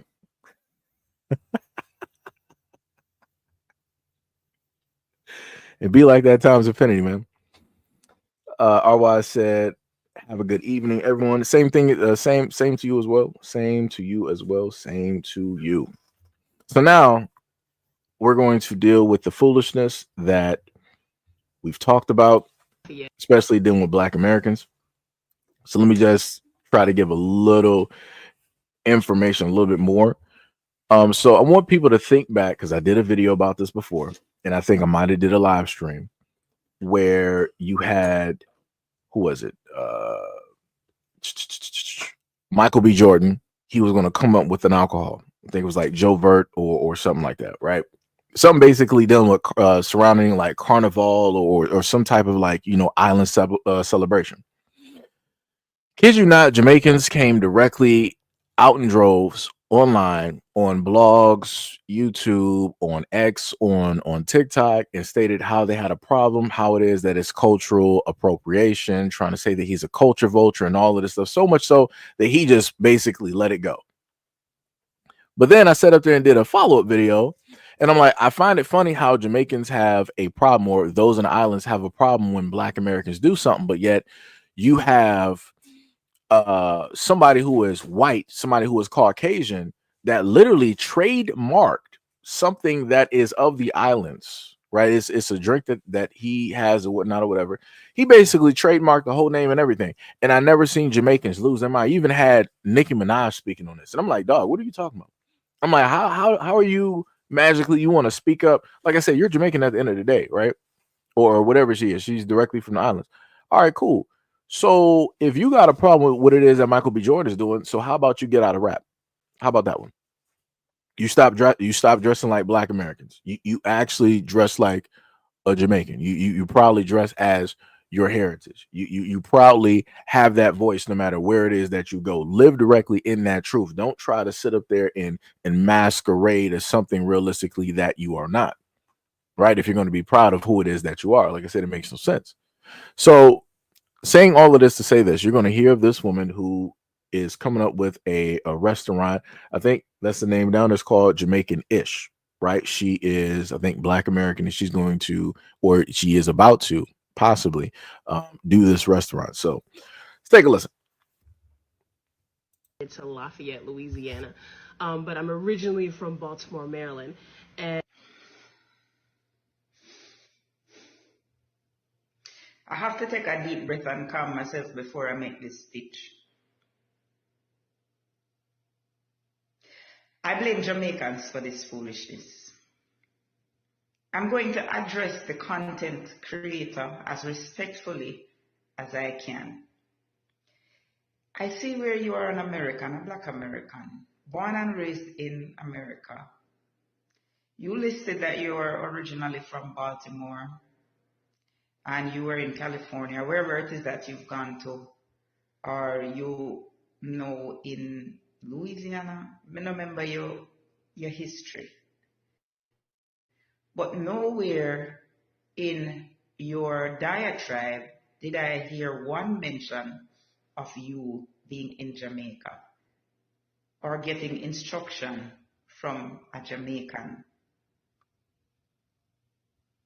I find that highly disrespectful that you come on the app, call yourself Jamaican-ish, and then disrespect our food.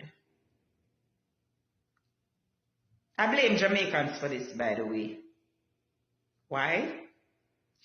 Because it's long time, couple of weeks we've been telling them about these culture vultures.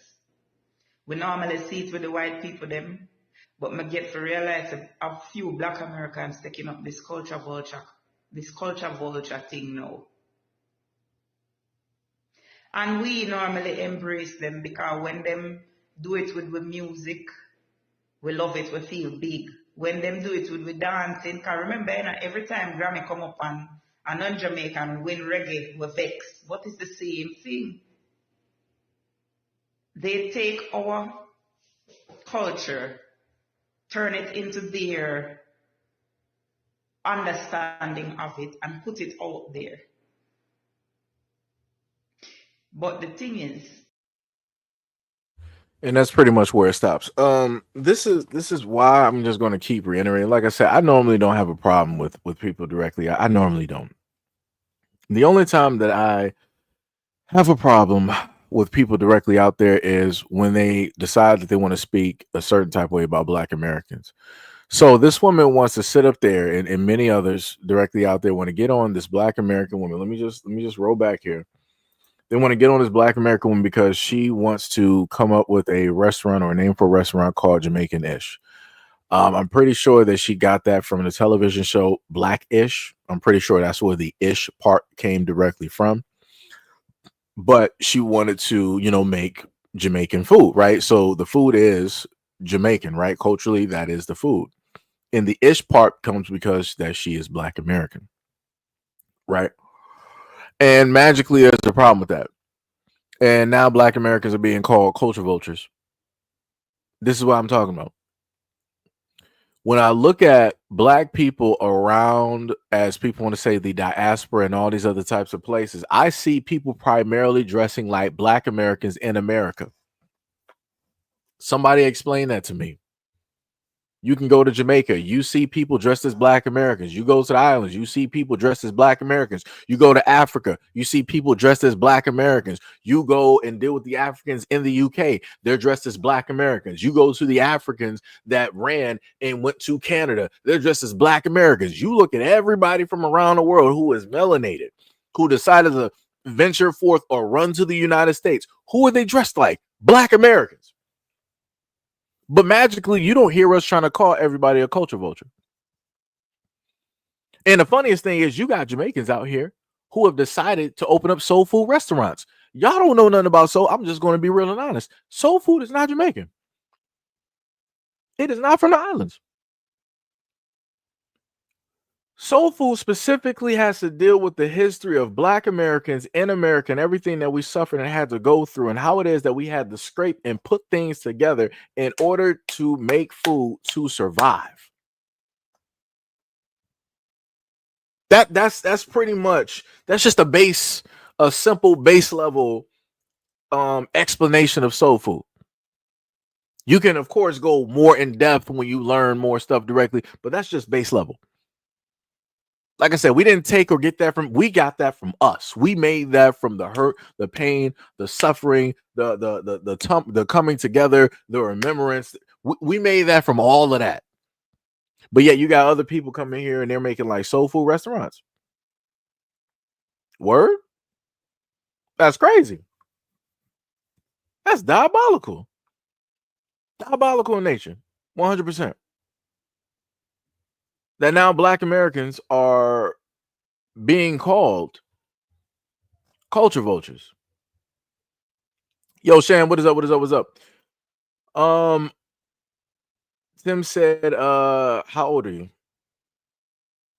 I'm a little bit confused. Why do you need to know my age? I'm a little bit confused. I'm trying to, like, where about the like what where are we going with the age? Like what is that even leaning towards? Like what point is that even going to make? Because I really feel like this is going to lead towards a point of like you haven't been here long enough and you're not old enough to understand and this that. I feel like it's going there because I've heard this before from people who are usually older than me.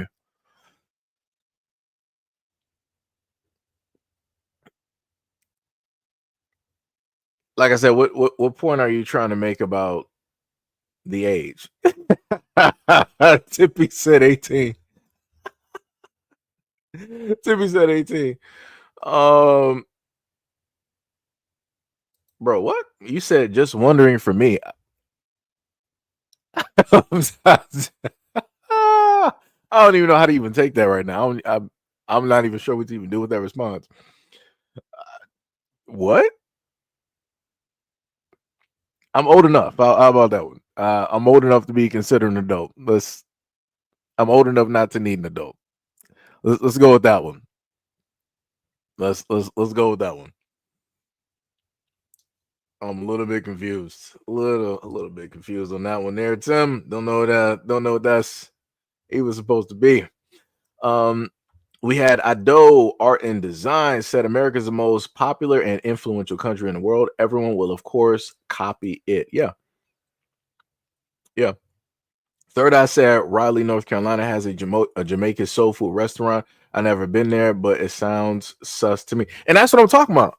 Like, how are you Jamaican and you got a soul food restaurant? Like, what about soul food is you? What about soul food is your culture? If we're to basically go off of this woman and how it is that she deems it. And you know the craziest part is that she won't talk about, because I'm looking at how light she is, and I'm not saying that you don't have light Jamaicans there, but you got a lot of Jamaicans that will practice skin lightening.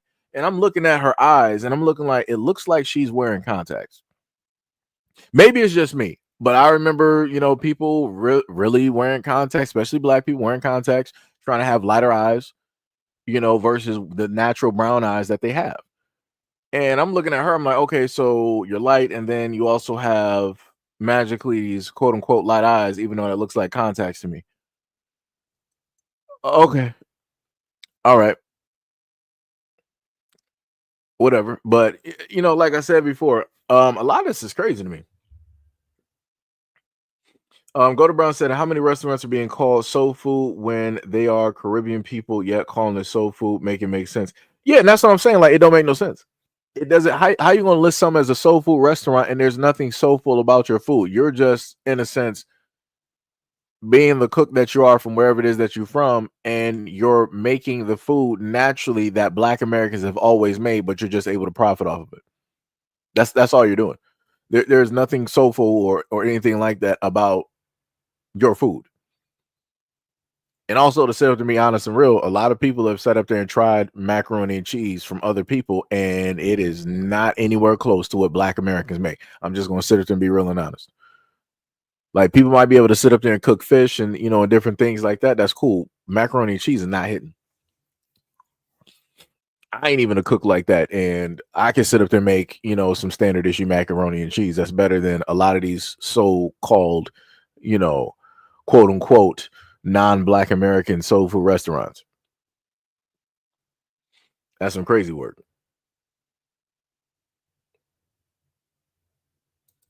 This man said 20.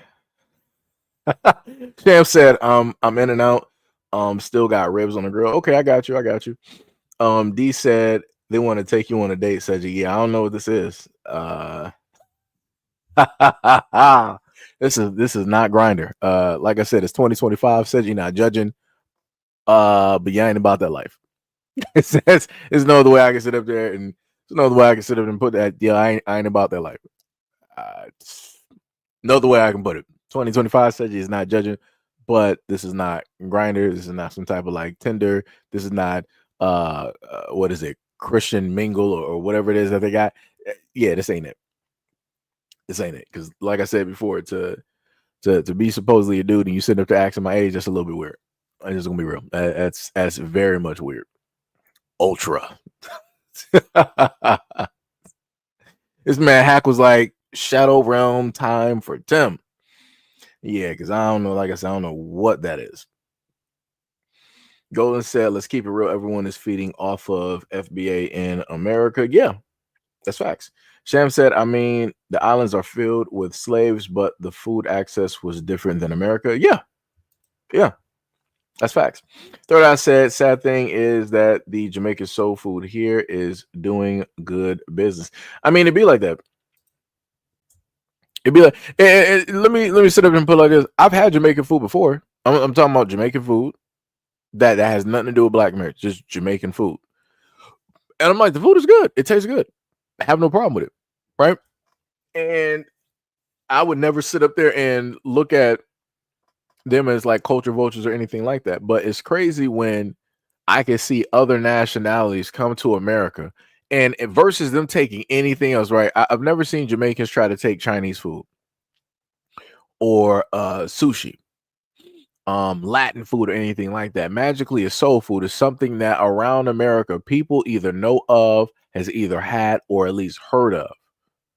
Right? It's there historically. It's just there. It's been talked about culturally or in mainstream media. All of this, and it's crazy to see other people come in and basically try to take that and profit directly from it. But if Black Americans are like, okay, well, y'all want to share directly in our culture what it is that we do, cool, no problem. It's whatever, right? So then when Black Americans decide to do the exact same thing, World War III breaks out. And I'm like, what are we doing here? What are we and this is why I sit up and tell people this is why you have a lot of Black Americans trying to, they're not even trying to, this is why delineation is a thing. Because every single time that Black Americans we try to or we have opened up our homes, opened up our kitchens, opened up our hearts to people of other nationalities and cultures, we get nothing in return. We automatically get, exiled. We get excluded. Right? We get pushed to the side. When we want to, try to have a symbiotic relationship, everybody will come in and take from us. And then when it's time for Black Americans, all right, we want to sit up there. We like some here. We want to, be able to use this or add this in. Everybody's like, nope, you're not this. You're not that. You're not a part of our culture. You're not a part of our history. You don't even speak the language. You don't even know anything about us. So why would we allow? Like I said, it's crazy work. It's crazy work. 100%. As John said, my family been here for 3 centuries, and that is on paper. Bars. Third Eye said they stay with Black customers. Well, what tends to happen is that Black people are going to support anybody that they can deem identifiably to be Black, and that's how that tends to work out and happen. Golden Brown said, and the potato salad that they don't know how to make our potato. Yeah, yeah, trust me, I didn't watch my mother, my grandmother, and my aunts make potato salad. And I have a certain type of understanding. I understand that there's a certain type of method. There's a type of love that is thrown directly in there. When other people are making Black food, they're just making it. It's like just a simple recipe. It's like, all right, whatever's written down, this is what I'm gonna do. That's not how Black Americans cook. Like I said before, this is generation. So it's like, if you actually been around a Black grandmother sitting up there cooking in the kitchen, they're not sitting up there really doing no measurements. Everything is by eye shot. It's like, all right, let me dab this in there real quick. Bow, bow, bow, bow, bow. And then, you know what? Let me add another half of that, another half of them sprinkles, just to sit up there and make sure. It's all eye shot. It's all by feeling. It's all by sense. It's not by no instructions that you're reading off of TikTok or YouTube or whatnot. Like that's the whole thing that a lot of these people don't understand. It don't matter if they're white from the islands or whatnot or whatever. This is why it's very difficult to really precisely replicate things that deal with Black Americans. What's my phone? Is my phone going on? Oh, that's not my phone. But yeah, this is why it's very difficult for people to actually replicate properly. Like I said, the Chinese are not going to be able to do that. Let me just make that very cut and clear. There's going to be a lot of people out here that are not going to be. Africans are not going to be able to do that either. Africans know how to cook African food. Africans sitting up there and cooking food to the point where you're beating the elders in the community, the families in the community that historically have been no. It's just not happening. Like I said, this is why there's a such thing as authenticity. Right. This is why I feel like what needs to happen is that Black Americans need to start putting a stamp directly on foods, where if we come up with restaurants, we got to call it authentic because it is. I ain't trying to hear of no other type. I'm talking about just I'm talking about this is historically, these are Black Americans. This is the whole family. They in the kitchen, they sitting up there making. You got everybody to the front, to the back of the restaurant sitting up there making this food. So it's authentic. This is family run, generations. Let me tell you something. No, it's not. You're either white or you're other. You're more than likely non-Black. I'm just gonna put that to you. You're non-Black. For you to sit up there and say food is food, nah, you don't got no soul. I'm just gonna be real. For you to sit up there and try to dictate to me what food is, and you just food is no, it's not. This is how I know that there are different calibers of people directly out here. Like I said before, as somebody who is black, I've eaten food where it's just like, this is just whatever. You could tell that nobody actually put any type of love directly in the food. When I sit up there to have food, let's say like a cookout, or maybe it might be like a black restaurant or something like that, there's a different type of taste with that. It tastes as if it was made with some type of love, some type of actual care. Like I said before, case in point, when I've ordered from a halal restaurant and I've gotten the lamb, the chicken on a bed of, I think it should be jasmine rice with a side of salad. Every single time I get that food, it tastes as if it was made with love and a type of care put directly into it. If other people were to sit up there and make that food, it's not going to taste the same. It's not. But like I said before, how it is that black people basically see things, other people are not going to be able to see it. Other people are not going to be able to see it. They're not going to be able to understand it. This is why you got comments like this where people are like, "Oh, food is food." No, it's not. Oh my goodness. No, it's not. No, it's not. Like I said, this was you obviously came on to the part of the conversation that was not meant for you. Because let me tell you, that just means that you eat just to sit up there and eat. I'm a type of person, I do love food. And I got more than likely a faster metabolism than Michael has. And I can just eat whatever it is that I want. Y'all see me on stream just sitting up there eating when I've gone live and I had the camera on and whatnot. It was just whatever. But then I told y'all before, like certain food, even though I can eat whatever, it's like, nah, this just ain't it. It's not hitting. Like I said, it's a difference when people sit up there and make food and they actually care versus when people make food and they don't care. Like I said, simple thing that I sit up there and love making is pancakes. It's a difference between when I actually make pancakes and there's a type of like love and care about that versus when I just make pancakes just to make them. It's not going to turn out right. It's not going to taste right. So, like I said, food is not just food. And this is taking it from somebody who literally can out eat a lot of his friends that weigh more than him. Right? I simply weigh about like a 160 something, or some people like to say like $160, $163, 64, something like that. And I got boys out here that be, in the 200s, and I can out eat them. So I know what it is that I'm talking about. And I got a fast metabolism to eat what it is, to match up with what it is that I'm talking about. But, like I said, I'd be like that. You said, how about focus on character, not dog? What are you even talking about? You're not. What are you even talking about? This is. I just want to bring this up. This is what it looks like when you have people just stepping into a conversation when it has zero to really do with them, and they want to seemingly make themselves a topic. This is what that looks like. Like, we're literally talking about Black Americans, Jamaicans. We're talking about culture, and this is what happens when you got people that just want to come directly up from the woodworks and just try to make themselves a topic.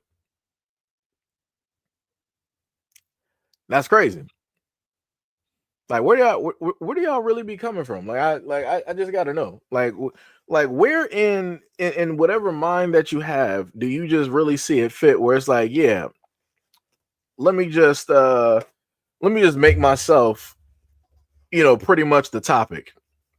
Let me just we need not to sit up there and focus on, coloring and all these other things. We got to be really looking at, dog, ain't nobody talking about you. Like I said, chances are you are non-black for you to sit up there and start writing this nonsense to me. More than likely, 9 times out of 10, you are non-black. Like I said, that's crazy to me.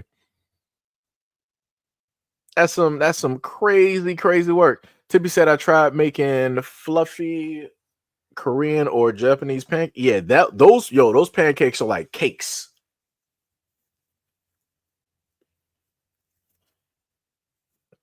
That's actually like a cake, which is crazy.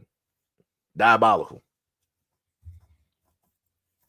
Um, Golden Brown said one of my brothers is like that. He is a skinny Negro and he's big plate. He big plate of food than me, but will never gain a pound. Yeah. So like Golden, like I told people before, out of me, sitting up here doing, content creation and stuff. It took, let me see, 18, actually beyond that. Because let me see. 17, 16, well, I'm sorry, 17, 18, 19, 20, 21, 22, 23, 24, 25. It roughly took me about 9 years. 9 years. Well, actually, no. I'm sorry. Let me put it to like 8. It roughly took me about 7 to 8 years in order for me to gain 30 pounds. Just imagine that. Just take that into account for a moment, right? You got most people that if they were to eat something, they're instantly, whatever they ate, it's automatically on their body. It took me, because originally my weight was about at least like a good 135, at least. Like my weight will fluctuate because of I was doing physical labor. It will fluctuate in between 135 to 140. But it took me several years in order to literally get above that weight and to, in a sense, stay there. And then on top of trying to stay, and again, I have to sit up there and like I'm eating, like junk food, all this other, like I'm talking like pizza. You got like 2 liters, all like, I got to do that to basically keep this little bit of weight, directly on. And as I'm explaining this to you, it's not like I have like a gut. It's like I don't have nothing like hanging severely over, like my waist or anything like that. It's just like the weight is pretty much, proportionate, on my body. And even with that weight staying there, and I'll weigh myself periodically throughout the week, I can have a high moment where I'm like, all right, I hit like 165, and then I go to weigh myself again. It's like, all right, yeah, like 162. You're basically sitting at 160. I'm like, what is going on? So, like I said before, when I tell you that my metabolism is fast, it is just that. So if I'm talking about food, I know what it is I'm talking about because I'm blessed enough to be able to consume more than the average person in a sense, and I'm not going to see it directly on my body. Let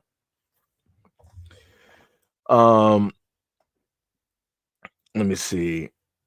Tippy said Michael better not say stop being victims. LOL. We're talking about food. Yeah, it's like dude just came out of nowhere talking about you shouldn't be seeing color. Like, dog, what are you talking? Nobody's talking about you.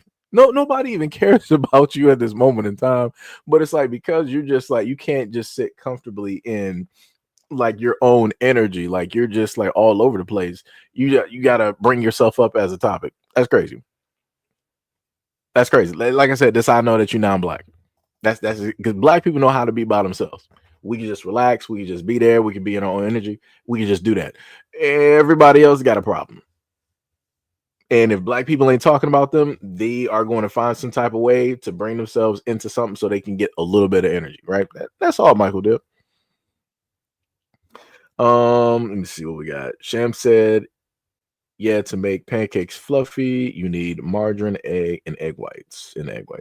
Third Eye said, my ex keep coming to my house and eating my cooking for a few years after the breakup, and she has a culinary degree. That's crazy. No. See, okay, so the thing is that I've learned is that a lot of people who are actually able to cook, they would rather not cook. Right? She has a culinary degree, so maybe she worked in like some kitchens, some restaurants. Usually, a lot of those people, they don't want to cook when they come home. They would end up like there was a lot of chefs that would have like some shows or whatnot or whatever, and they would say like instead of cooking when they come home, they would just order out. Right? They would rather somebody else specifically cook for them versus them actually doing it. So that's the way that technically tends to work and everything like that. Tippy said, you're lucky you're an ectomorph. As soon as you said that, I thought about Ghostbusters. I'm just gonna put I immediately as soon as you said that, what came to mind is Ghostbusters. Who you gonna call? D said the best burger I made is on the grill. Grill burgers are best. Oh yeah, I love grill burgers. This is why I technically, because of taste, I tend to every once in a while I'll order Burger King. Like before, let me say this: the first time I actually ended up having Burger King, I got stuck because of the taste of the flame broiled, type of thing that's there. I got hooked directly to that taste because it tastes like it was on, like a grill and different things like that. And primarily, I kid y'all not, if one of these days I can have my boy Big Mike and have him like explain, some stories of me like eating and stuff like that. Because that dude, he got some stories. But yeah, I would sit up there and if we went to like Little Caesars, I'm sitting up there ordering pizza like for myself. I got like the whole pizza to myself, and I got like some breadsticks and the 2 liter. And my friends looking at me was like, "Yo, you gonna eat that by yourself?" I'm like, "Who else?" I'm like, "Who else is about to eat this?" I'm like, and that was always my mentality when it came to food. I'm like, "Yo, I ordered this food. I'm about to sit up here, eat all of this, and I'm about to sit up there and enjoy it. Like that's just what it's going to sit up there and be." Um, but yeah, I would always order triple whoppers. I would get the triple whopper meal, right? Large drink, triple whopper with the large fries, and then I would have the Sunday, the it wasn't cookies and cream. But basically it was like an Oreo. I guess you can call it like a parfait or Sunday as they called it, but it wasn't really that. It was more so like cookies and cream, ice cream with like some whipped cream directly on top. It tasted beautiful. But during that time that I used to sit up there and get that, then after Burger King completely just switched the recipe on that, so I just stopped getting that because it just wasn't the same. Nor did you get the amount that you used to be able to get. Right.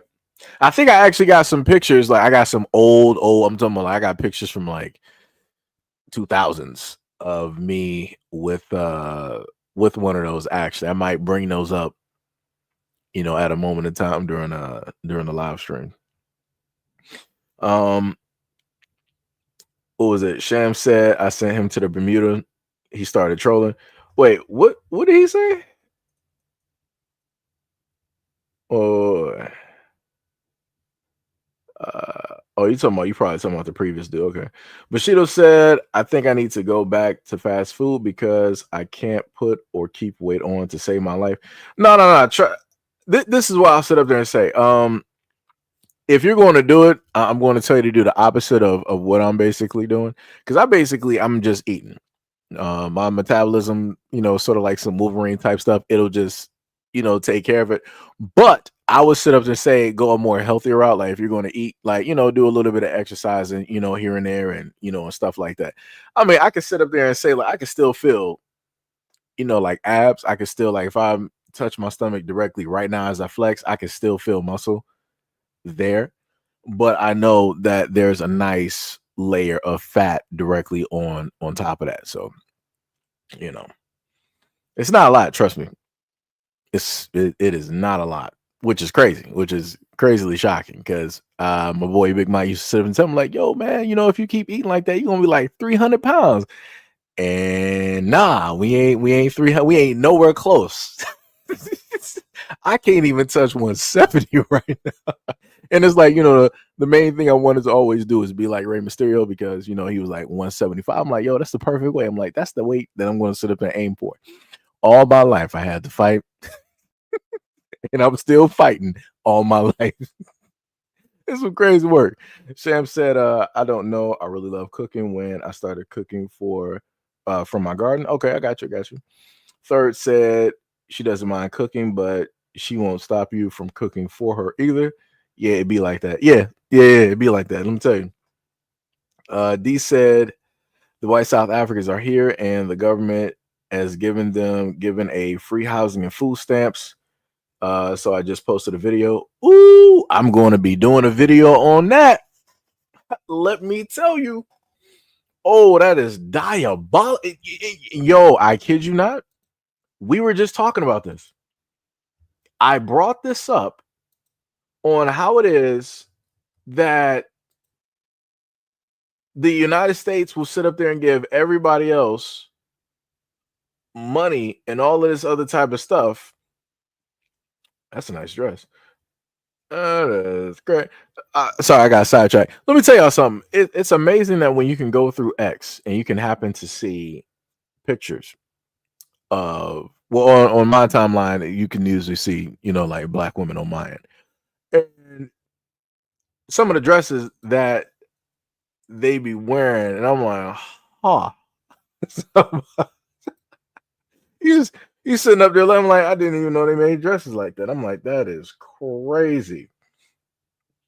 That is crazy. Now, what I want, like I said, a lot of stuff is nice to look at, but it's like, would I really want my woman to walk out the house like that? No, I wouldn't. Because I know how I'm sitting up there looking at it, and and what I think. So I'm like, I ain't trying to do that. Like I said, just being honest. Let me just type in South Africans here.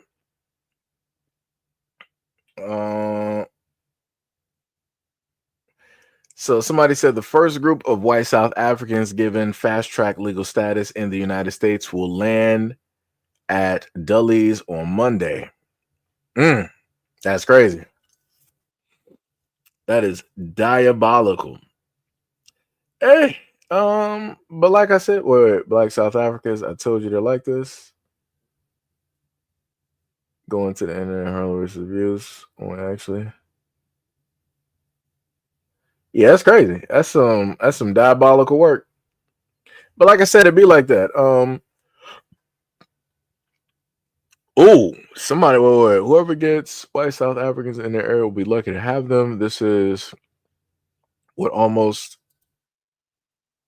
Let me see. Upper middle class or wealthy.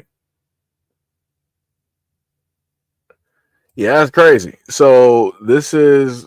I'm not. I don't even feel like trying to blur out name. Wait, no. I'm incorrect.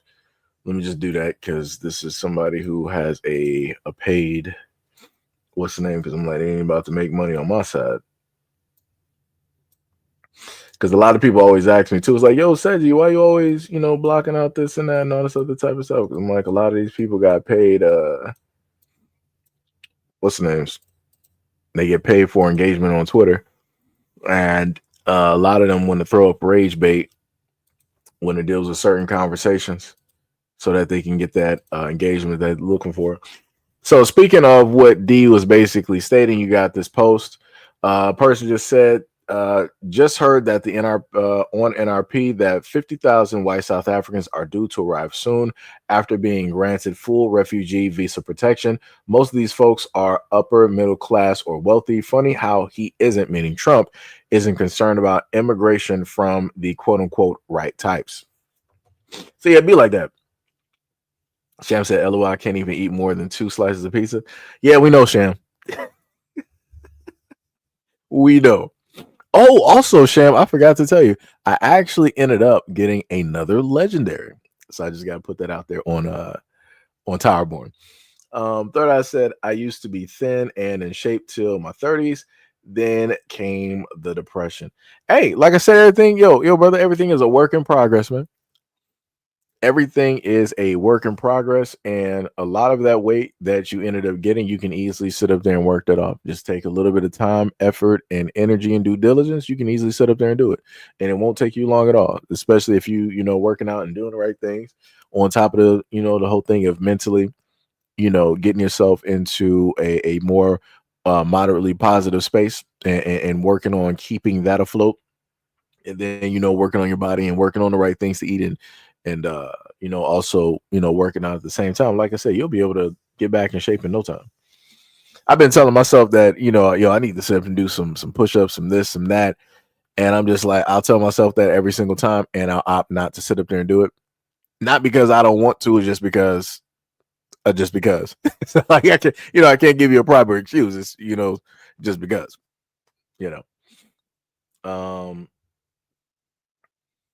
Let me see. Tippy said, y'all lucky staying slim after eating a lot. Darn. As John said, I did not say it correct. Them eyes ain't right. I have real green eyes, and that color ain't natural.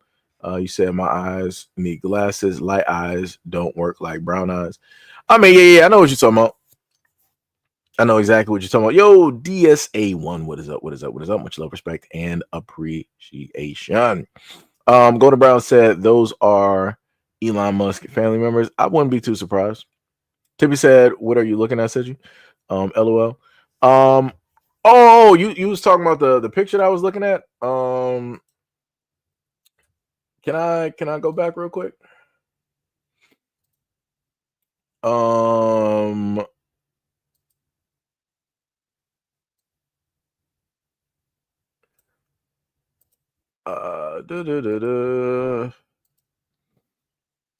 the picture, I mean, because they put it directly up on Twitter, so I don't think it actually matters. And plus, it's in a positive light. So Tippy said, "What was I looking at?" And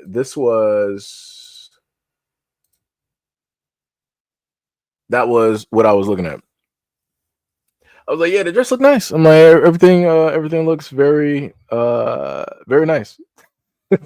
Like I said, my timeline is probably different from a lot of other people's timelines on the things that I just so happen to see. So like arrogant landlord won't return the diapers until a black lady pays her rent. This is ridiculous. Arrogant landlord won't return tenants' diapers until the woman pays her rent. Wait until you see what the police officer did. That's crazy. It's like, dog, how are you gonna take?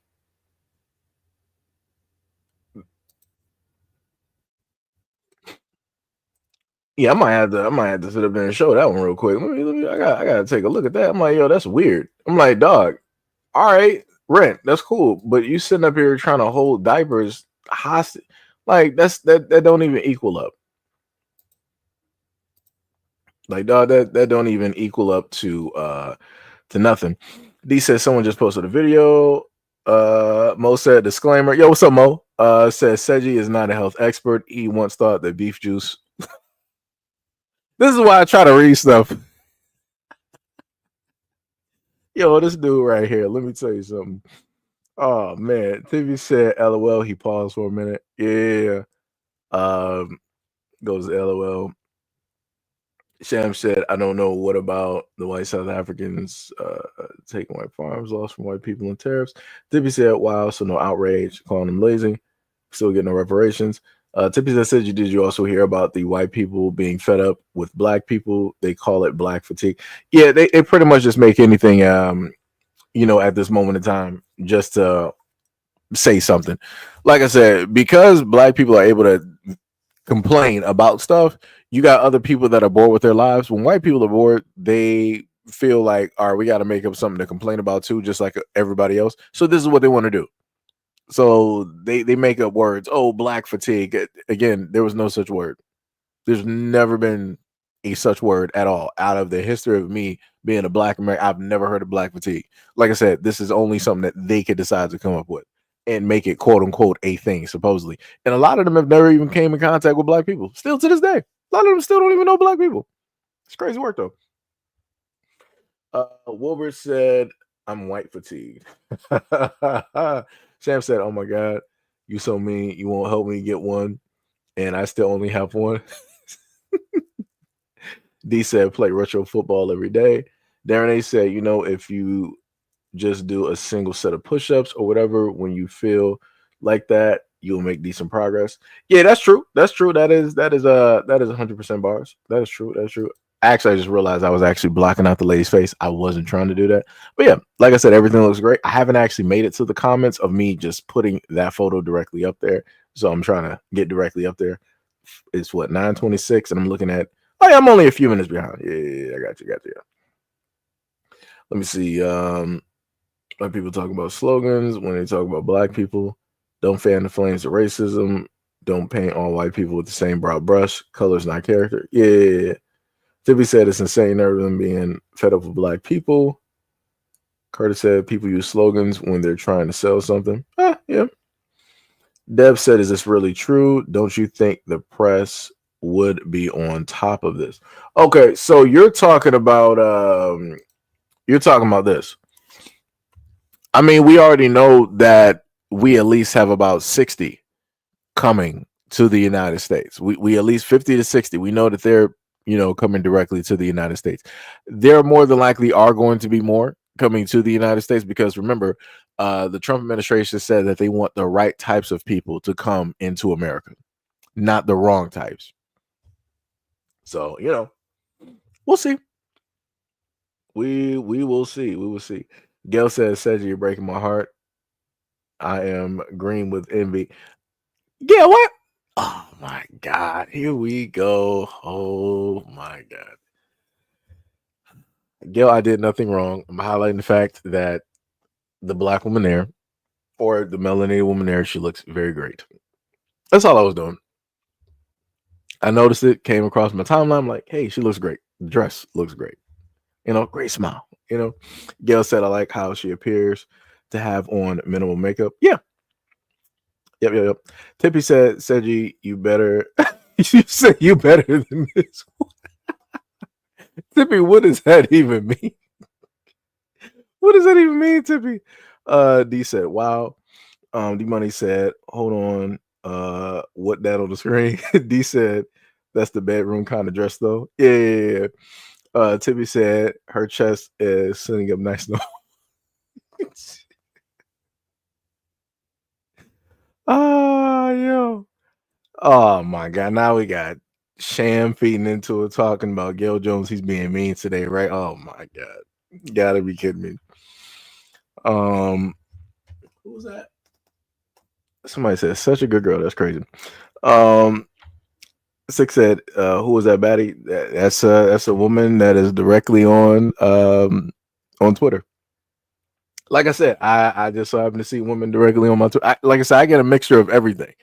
I'm not sure how I'm the only person that sees any of this stuff directly on Twitter, but I guess it'd be like that. I don't know. I don't know. Tippy said I can't wear a dress like that, but she's beautiful. Tippy, people can wear a lot of different things. The main thing, people would just have to figure out what basically works. Right? Like for me, I'm not sitting up there in shape, but I mean, for me, I wouldn't be automatically going towards like a muscle shirt or something like that, right? But there are shirts to basically make me look better, for all intents and purposes. Like I said, I need to do some push-ups and stuff like that. But yeah, like I said, there's clothes out there to fit every single body type and to make whatever look great, excellent, or nice, however you want to sit up there and put it. So it is highly possible, Tipping. It is highly possible to have, dresses like that. Sham said, I swear you pick on me so you can hear me whine in my Oh man. Oh my goodness. D said they get my citizenship and I go back. Sham said, I swear. Okay, yeah. They have citizenship and I'll go back to Africa. Tippy said, I can't get mad. I think Seji gets jealous when I talk about Roman, so I can't talk. she talks about Roman Reigns all the time. All the time. That's her main husband, at this moment in time. Main husband. Main and only husband. D said, just give him a check. Just give him a check. Ray said, well, all the other immigrants are opposed to reparations. It's none of our business. What was it? Tippy said, I said I can't wear that dress because my chest is bigger than hers. I mean, they got dresses to accommodate. I mean, you would just have to wear a corset. I mean, that would uplift a lot of things and really bring things forward. But yeah, you could. You would just realistically for you, because you have a lot more of, as I would like to say, chesticles, because it's in that realm.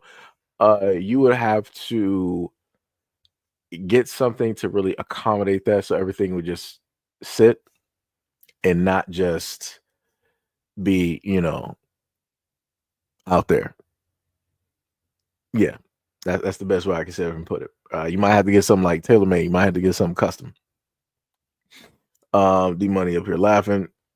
Craig said, yes, let in useful people. Tippy up here laughing. Rory said, They won't be useful. They have built nothing. I mean, hey, I mean that's a point. That's a good point. Let me tell you this. Regardless on what it is that people want to sit up there and try to say about the Latin community, the one thing I can sit up there and tell you is that I've seen them working.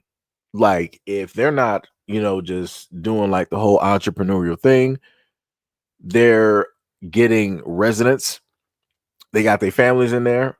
They're keeping that residence up on top of, they're keeping up the front yard, the backyard, and everything like that. You got people that are going into construction, and once they go into construction, they are doing construction now on that house that they are in. They are whatever you thought the house that they originally had looked like on the inside, it is going to be looking vastly different. It's going to be looking vastly different. So one thing I can sit up there and tell you is that when it deals with the Mexican folks directly out here and them working and them contributing directly to just America, they do that. I don't know what to sit up and tell you about South Africans. They don't have no history here. They don't know nothing about nothing dealing with all of this is going to be basically, it's like for them, they're on a permanent vacation. They're in an area in the land of which they know nothing historically about. Like I say, they know zero. At least when you're dealing with like, let's say like Latins and Mexican, they know something. There's some type of like history or whatnot or whatever when it deals with America. With South Africa, there's nothing. There's zero. So, who was that said that? Yeah, Craig Hams that said, yes, let in some useful people. You don't even know what usefulness they even got. Like, what were you talking about? They've not proven any type of worth at all. They've proven no type of work ethic at all. So you automatically giving credit where no credit is even due. That's some crazy work. Diabolical.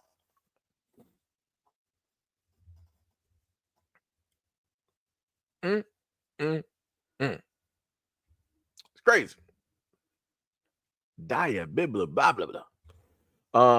Tibby said, yes, we know Mexicans are good landscapers. Black men are too. I just don't like when people are saying that black men are lazy. Yeah, that's bars. That's bars. Gail was like, Sue Craig led in the scourge. Rory said they are colonizers on stolen land. Yeah. Yep. D-Money said there is no apartheid here. Put them in the fields and let them pick fruit in the sun all day. Let me see. Lax said, all I see is more demons increasing the population. It'd be like that. Oh, matter of fact, I did get a video for y'all. So we're going to take a look at that. I'm not sure if it has any type of like cursing because I opted not to try to do what I normally do. So we're just going to take a look at that video and see what's happening. Let me see if I can put that up directly for you guys. Again, this is supposed to be a short live stream. Obviously I lied. And we ended up somehow, some way making it to 2 hours. It happens every time, but let's take a look at this. Because I'm trying to look through this real quick. Acting. I see more people talking about the black woman in the video. Usually you can hold on. Wait.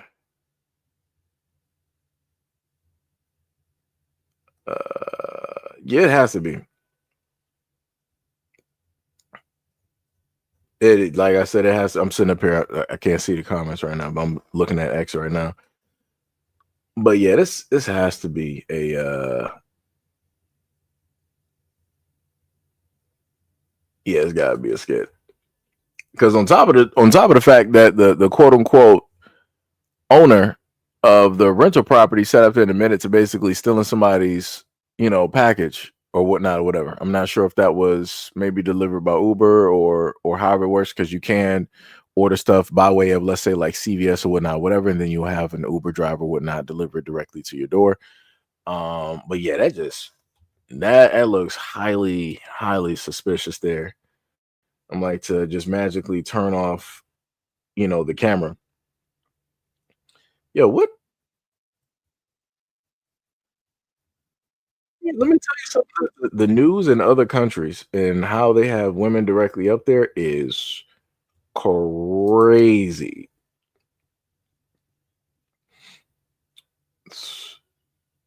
It is crazy out here.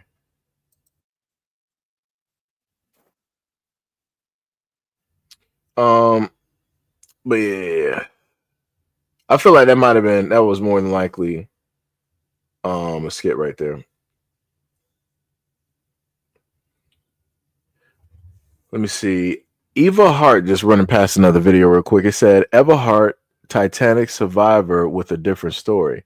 Eva Hart, Titanic survivor, said that there was another ship and they deliberately ignored us. Evil conspiracy in plain sight. I think I heard something about that before. Well, let me see something.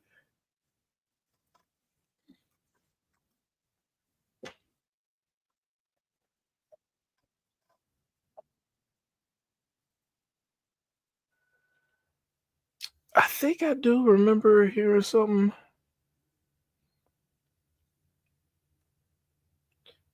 Let me see.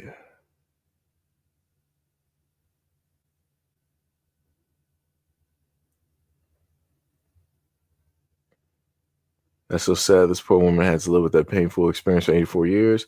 She was born on a holiday and she died on that holiday, born January 31st, 1905. What is it? Ilford, Essex, England. Died February 14th, 1996 at age 91. Chadwell Heath, London, England. Huh. Then people got like some snippets of the what's the names, like different papers. One of them says Titanic sinking, no lives lost. Said Titanic passengers all rescued. Another one says all Titanic passengers are safe, transferred in lifeboats at sea. Another one from the Evening News said all people on the steamship Titanic are safe.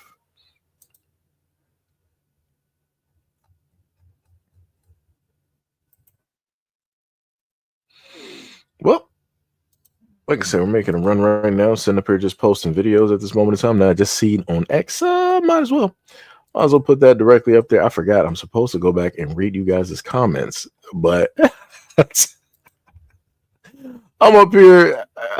I'm just up here right now. So let me hit y'all with this real quick.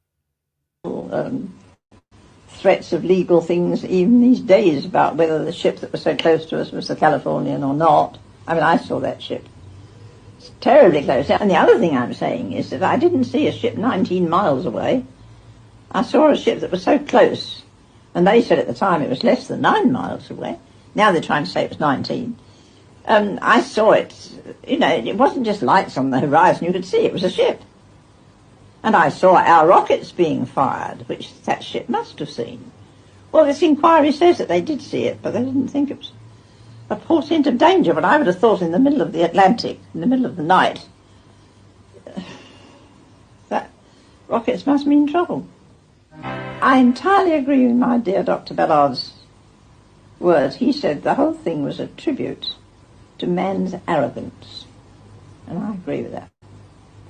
That man can be so arrogant as to build something and claim that it is undestroyable, if you like. It's the most arrogant thing to say. And as I say, all these years later, this interest is profound. And it's because there was no need for anyone to die. No one should have died. Had she had enough lifeboats with 2.5 hours and a very smooth sea, nobody would have died. And one life is worth more than the whole ship, surely. That is what I saw, that is what I remember. And hardly any of us now to share this memory, of course. I'm the only living survivor now that can remember it and get about, so to speak. But I don't think there's anyone that can really tell the whole story of it, except myself.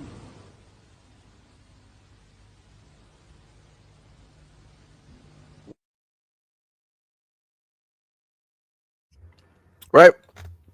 So we heard that.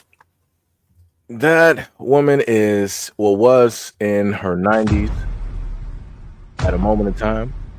and she is no longer here. No longer here. And as I stated to people before, one of the main things that we used to have is that we used to have a lot of elders that were around to tell the stories of which we were not around for, that some of the people of their generation are no longer around to tell. And slowly but surely, we've been watching as the government has made sure to get rid of a lot of those elders so that they cannot pass down and tell the stories of that history, so that the government, they themselves, are the ones that can pretty much officiate or tell you what it is that you need to know. Like I said, people got to pay attention, but nobody is actually paying attention.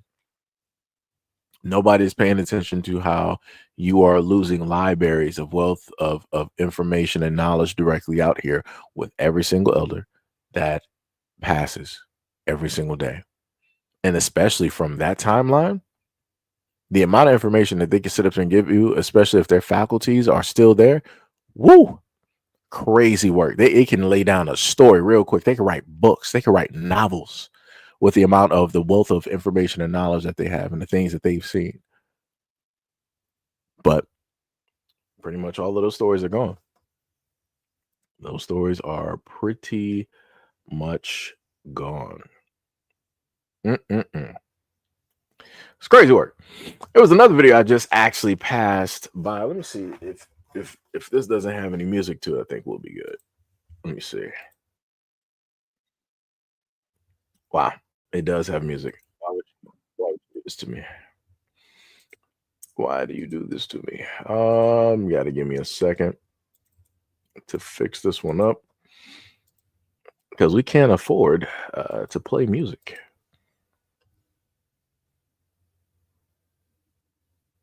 Let's see what we're doing here. All right, so we're gonna do that.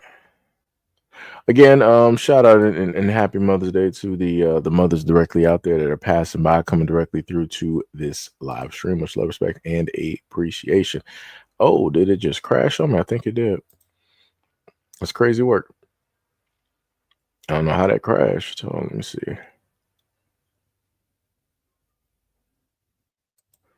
See if we can get that to open back up.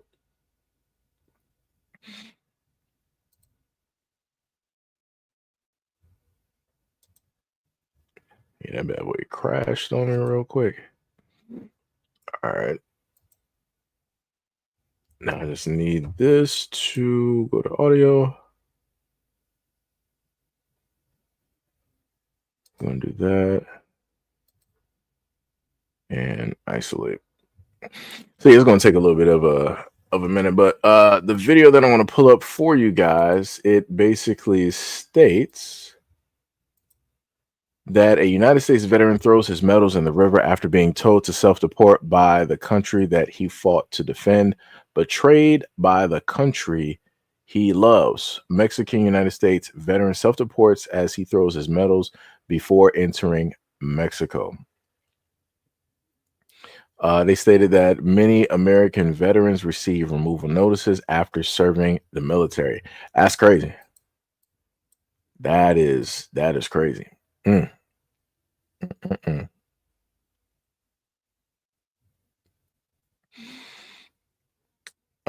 me see.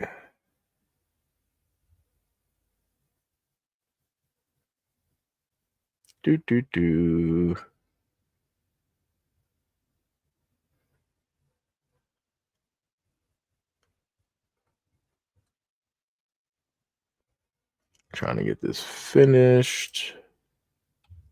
Wait, did it finish? Well, let me see. You don't know until you personally receive a deportation. Okay, there we go. Just gonna play this and see what is happening. And now this is the point in time my computers are revving up. Just gonna see what they talking about here since we just going through some stuff. Tippy said, are people making fake cop videos now? More than likely. like I said before, in order to content creation, a lot of people do stuff in order to, get money and to, make money. Essentially, like my dad's story where he was a slave in America during the 60s. Yep. Third said no one likes to visit old folks' homes. That's true. That's true.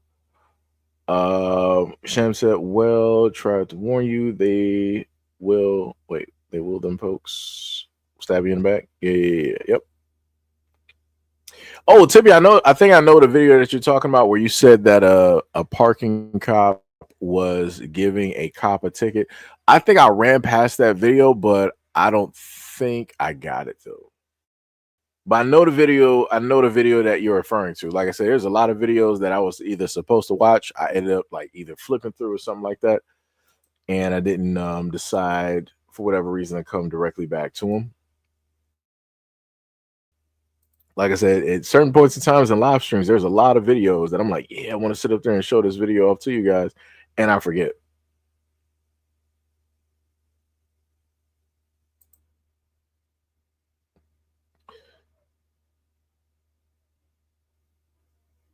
Somebody said Kai Cenat Stream University is facing backlash after fans noticed that only black streamers have been accepted so far. How was there backlash? Why are people mad? If he makes a university, he can do whatever it is that he wants to sit up there and do. Like that's crazy. Like let me hold on before I even get there. And again, I just want to get this straight. We've already had the conversation dealing with Kai Cenat and how it is that he said that Black Americans don't have culture and all this other type. Got you, no problem. I'm right there with you. I have the understanding of that. We all have the understanding, but this is the problem that I have. I'm just going to use this as a clear-cut example, so hopefully people can sit up there and follow me. Right? Far too many times, there are people out here. For all intents and purposes, we're just going to, say it how it is. What is it? Kai is what, Haitian or whatnot or whatever, right? So far too often you'll hear white Americans sit up there and tell black people, right? Oh, stop crying. Pull yourselves up by your bootstraps. Stop waiting for people to do stuff for you and all this other type of stuff and yada yada yada. So then when you got people that are like, all right, cool, no problem. You're right. We're not going to depend on or wait for y'all to sit up there and do anything. We're going to sit up there and do it ourselves, right? So this dude basically self-made, built his platform and all that stuff, right? So when he decides that he wants to make a streaming university to teach people how to basically get up, how to teach people how to sit up there and make it, now you got people out there getting mad that it seems as though that only black streamers are being accepted. What are we talking about here? What are we talking about? Isn't I could swear, just correct me if I'm wrong, but I could swear that there are multitudes of other wealthy streamers of other nationalities that are directly out there that could very easily help out their people or people that are reflectively similar or like them. There are Indian streamers out there. If they wanted to, they could do the same thing Kai Cenat is doing and open up a streaming school and try to, big them up and bring them in. But they're not doing it. You got white folks out here, both male and female. I've seen all over TikTok. They got hundreds of thousands and millions of subscribers. They're making tens of thousands of dollars a month. They can end up opening up a streamer school, just like Kai Cenat, and bring in white folks, bring in white kids and try to, put them on game and all, but they're not doing it. You got Asians directly out there that can do the same thing. I'm pretty sure if I keep going, people see where it is I'm going, right? Why is it possible that it's somebody who, in a sense, for all intents and purposes, looks as Black American, and the whole world is like, yo, it's unfair. It's cool that you open up this streaming school, but it's very divisive and it's racist of you to only accept Black applicants. What are we doing here? We're not talking about like some type of like college or whatnot or whatever. This is what he is doing with his time. So if he decides that he wants to sit up there and put Black people on first, that's what he's sitting up there doing. Or people that looks like him, that's what he decides to sit up there and do. Isn't that what every society basically does for its own people? But whenever it is that somebody happens to look Black or Black American, Oh, it's like, oh, we're going to put all of this weight on you. You need to represent us. You need to bring us in. You can't just do for your people. You got to do for everybody. That's some crazy work. That's crazy. That is diabolical. That is diabolical.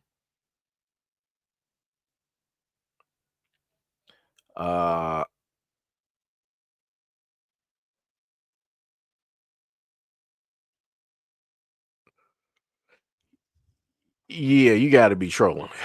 I see. Yeah. I'm just gonna read it off because whatever. You was like, I'm 31 years old with 2 kids. I run semi-marathons and I try to keep myself healthy, but I am addicted to certain types of videos. Any tips? Cold turkey. That's you just gotta stop. You just gotta stop. You just gotta stop. That's it. Either that or you gotta find a woman that matches up with the stuff that you're watching in those videos. That's it. Because if you can happen to see that in reality, you're not going to be watching those videos. There's going to be no need to. Gonna be no need to. So you watching those because there's a lack of something that you're not, in a sense, getting. But also at the same time, again, I'm just trying to take this comment seriously. But also at the same time, you got to understand the fact that if you're watching so much of that, you're also desensitizing yourself to an actual woman being directly there. So it's like the moment in time that stuff is supposed to happen, you gotta start to try to think back to whatever actress you were sitting up there watching, whatever scene you were sitting up there watching. You gotta think about a video from like 3 to 4 weeks ago that you looked up and found, and all this other. There's a lot of mental gymnastics that will end up taking place and happening, where you will actually start to really have problems because you're desensitized to the actual real thing. So like I said, the best thing is cold turkey. You gotta sit up there and go cold turkey, and you got to start working on yourself. Start working out. Instead of doing that, start working out. Thought I said Caucasians love enforcing disenfranchisement on Black people. That's facts. D said, I am now following you on Twitter, brother. I got you. Okay, I got you. Matter of fact, I just realized which Twitter are you actually following me on? That would be the question. That would be the question of the hour. Let me go. I gotta go to my profile real quick. I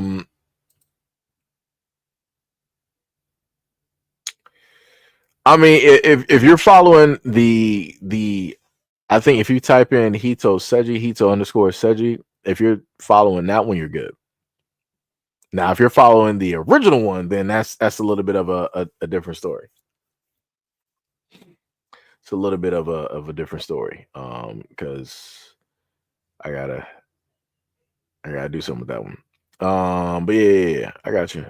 Matter of fact, I might have to just sit up there and make sure I put that directly on, on the channel at a moment in time when I think about it. Tippy says, so he's only accepting Black men and people have a problem with it. Yep. Rascal said the only tip. Let me see. I don't even know what they're even talking about. Obviously, that was we got some straight trolls directly in here. Some diabolical work. Hack said a gooner. I guess so. D Money said ED is a real thing. Yeah, it is. Tippy said Mexican hire Mexicans, Chinese hire Chinese, Africans hire Africans, and nobody says a word. Yeah. That's 100% facts. But so let me just sit up and put this video directly up there. And wait, Mo said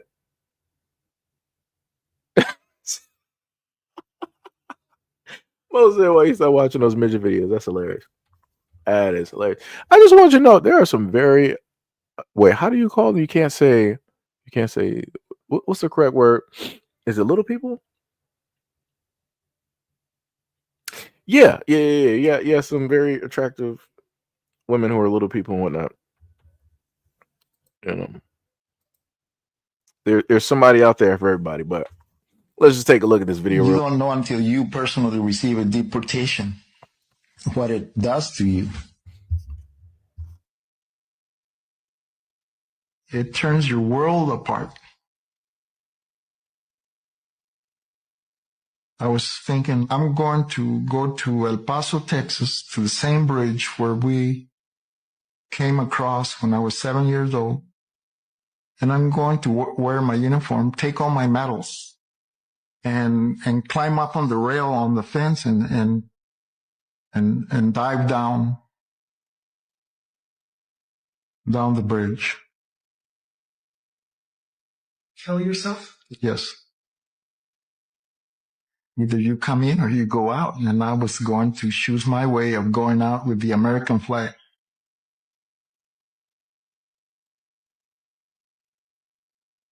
There's no word for how we feel. The last thing we thought when we go to bed is we're in removal notice. And the first thing that when we wake up, we're in removal notice. That's like being in a prison, you know? I'm incarcerated. You know, this is not what America's supposed to be, you know? This is shameful for America. Over there is the United States. This is Mexico here.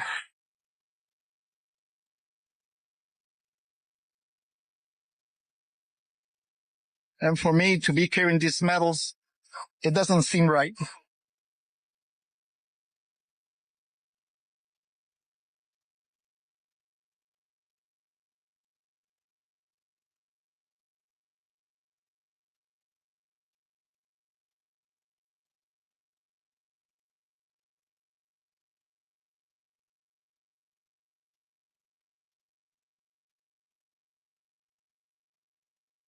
That's tough. Like I said, I say it like this. You know, shout out to that man for his service. To put your life on the line, to sacrifice yourself, time away from your family and having a normal life for the beck and call of the United States government, all for them to turn around and pretty much throw you away. That's tough. That is tough. And like I said, I have a heart when it deals with veterans because I know some veterans and I hear of how it is that the United States government and the VA basically treats the veterans. Is something that I've tried to bring awareness to a lot. Because you have a lot of people that want to come out here and they want to say that, oh, I care about, the true patriots and whatnot, the true Americans. They always want, oh yeah, we care about America and the military. No, they don't. All of these people that's like for the government, for police, for whatever party that they're a part of, they do not legitimately actually care about the veterans. They don't. They care about it like Memorial Day or whatever other type of day that we got to, in a sense, celebrate those in the military. Other than that, nobody cares. Just to be honest, nobody cares. Trust me, they don't. Because if people in America actually gave a legitimate care about the veterans, then the VA and all of these other types of things, it would be in tip-top shape. A lot of our vets, they wouldn't have to beg and plead in order to get the things that they need. Like I said, Tonda, who is one of our mods, she is a vet. I know a guy by the name of Joe, great guy, who ended up having to, work Uber, have a part-time, job because he needed more money in the house because, the retirement and everything like that, it just was not where it needed to be. And it's crazy to know that people who are in their 60s and their 70s have to, in a sense, come out of retirement to pull in extra money because they need it. And they should not actually have to need anything after especially serving the United States. But this is where we are. This is where we are. Crazy. It's crazy work, crazy work. But yes, that is what we are. Sham said, those people don't care about America. What they care about is the money. They don't even care about themselves. They'll scream for more white kids, but not feed or educate them. Yeah, that's true. That is true. That is 1,000% true. You are not wrong at all. Let me tell you, you are not wrong at all. Shadur Sanders on people who said that he didn't have the talent to go early into the draft. He said, "quote My job here isn't to prove people wrong; it's to prove myself right." That's bars.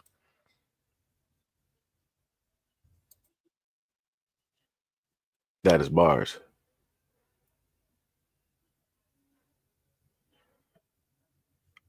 Uh,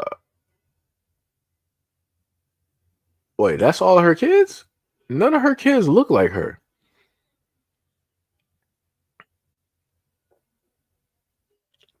That's Diana Ross? Brother, what happened?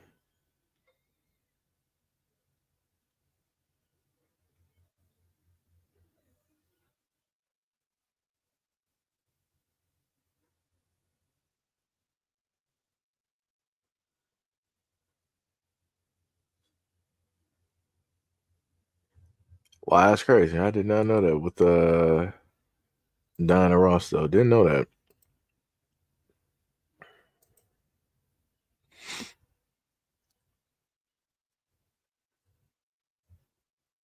Um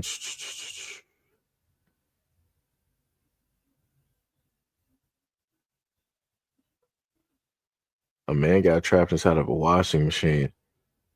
Dear Lord.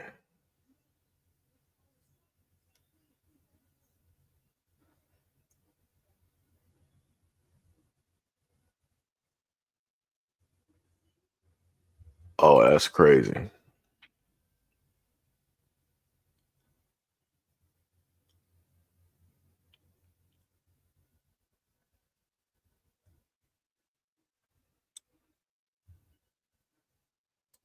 Oh Lord, they got the whole thing of the women sitting up there dancing to Beyonce again. Looking crazy.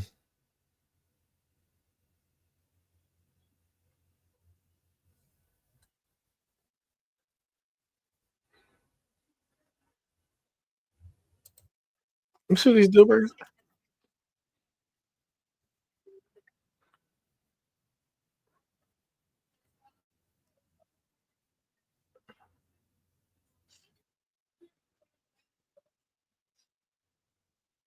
My bad. I'm sitting up here looking at this video real quick, trying to see something. Because they said, why did none of them pop even after she mentioned her deal breakers?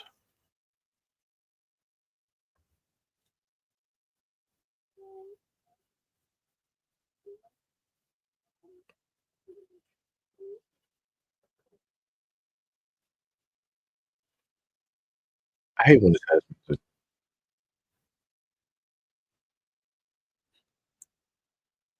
I hear the deal breaker.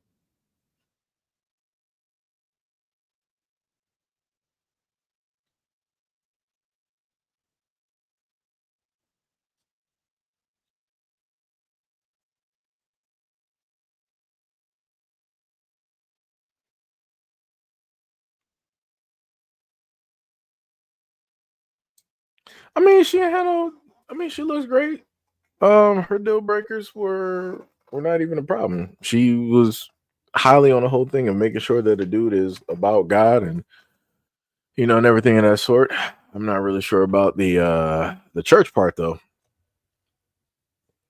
I'm not too sure about that one. Let me tell you on that. Not too sure about that. Hey, Samurai Shampoo back in 2004. My bad, I forget. Live stream. Like I said, I tell you, I get sidetracked every single time. I kid y'all not. Dippy said exactly, Seji, but black people are the problem. Yeah, Gail said those women have to come out of retirement because they're paying Seji for all of the only Gail every time. Every time. TB said, LOL, oh, you looking at that picture? Nah. Sham said, Seji, what did you do to Gail? I ain't do nothing to Gail. Let me let you understand something. This is normal Gail. This is just normal everyday. This woman here. I want to say, I feel like Gail has been like this roughly almost since like day one. Before it was a little bit different. Gail was like, don't let her sit up there and throw you off. Gail acted shy. She wasn't shy. That was just her way to like get here. That's all that was. But yeah, this is normal everyday. Gail. Like I said, you can pretty much see her like this 365 days. Of the year when she's directly on the channel. You can usually see her. Tippy said, well, I guess the dominant gene is BS because clearly them kids are white. Yeah, like I said, I didn't know that with Diana Ross. I didn't know at all because what I remember is that I remember she was really after Michael Jackson. I remember that. Like she was heavily on him. And I think Catherine had a problem with that. Tippy said, the blacks like to say they can make black kids with white people. I guess they're wrong. LOL. Hey, it be like that. It'd be like that. Yo, Zaire, what is up? What is going on? He said, hey, Seji, how is your day going? I graduated from college Friday. Hey, all right, brother, let's go. Let's go. Much love, respect, and appreciation to the young man Zaire, who is about to graduate. Hey, congratulations, man. Congratulations. That is dope. That is awesome. That is dope. Man, that is dope. That is fly, man. That is pretty fly. That is pretty fly. Pretty fly, man. Let me tell you. But yeah, we ain't doing nothing much. Just the normal, live streams. The normal talks and everything like that. I gotta really sit up there and start turning on my PS5 though, because I know I have not turned that on in a minute. Tippy was like, man, I remember when he started high school. LOL, it's been that long. Yeah. Zaire said, I'm still practicing my graphic art design, and because of my grandmother, I'm going back at least one more year. Then I'm thinking about traveling abroad at times like this. How does that sound? Yo, that's good.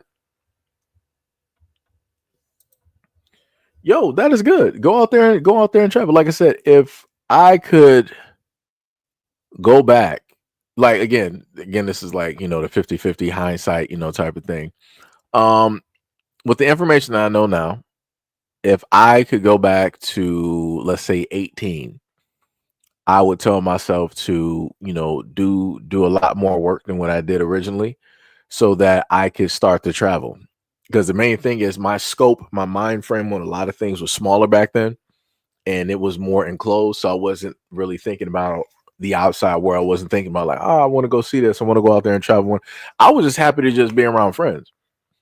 I was happy to be around family. I was happy to just have that little thing that I got when, again, the world is a lot larger. So I would advocate and tell myself to, do a little bit more digging, a little bit more work, and, get some money so I could travel. And especially during that timeline, like it was a lot easier to sit up there and travel. It was a lot easier. It cost, less money versus how everything is, right now.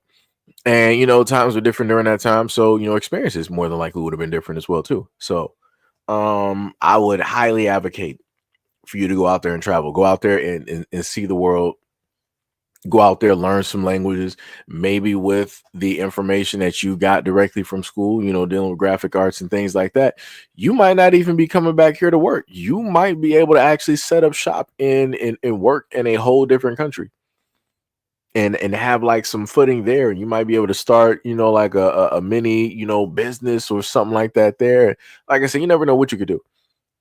You're young, graduating, got all of this information, you're fully healthy. The world is open. You can do pretty much anything that you want to sit up there and do, anything that you can, set your mind directly to, you can go out there and do it.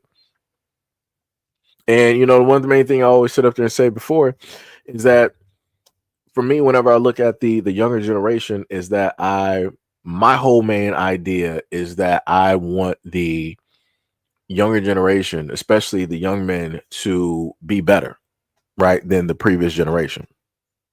So it's like, for everything that I'm doing, it's like, it's cool, it's fine, right? But it's like seeing you guys and everything that y'all are able to do, possibly, it's like, I want y'all to like scale more. I want y'all to chase more. I want y'all to do better than anything that we are creating during this time. Like, I want y'all to really, have like an imprint, a footprint, down on something where you can look back and be like, yo, that was us. Like, we set up there, our generation set up there and, and did that. Like, we made that possible. We made that, happen, stuff like that. So like I said, I'm proud of you. 100%. That is dope. That is dope. Gail is telling you, Zaire, do not get no white women's.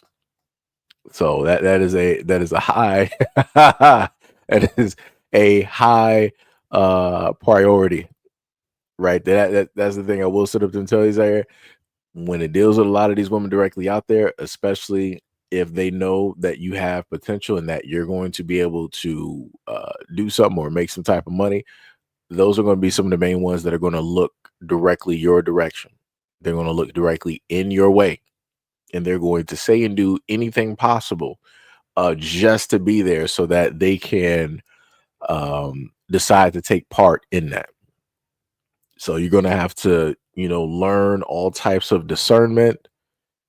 You're going to have to make sure not to be, caught up, not to get, tricked by any type of Harry Potter magic, directly out there and whatnot or whatever. Like, I was always telling you for years, main thing that you want to do is, try to, do your best to stay directly to yourself. I get and I understand that, being young, you want to go out here out and about and all this other type of stuff.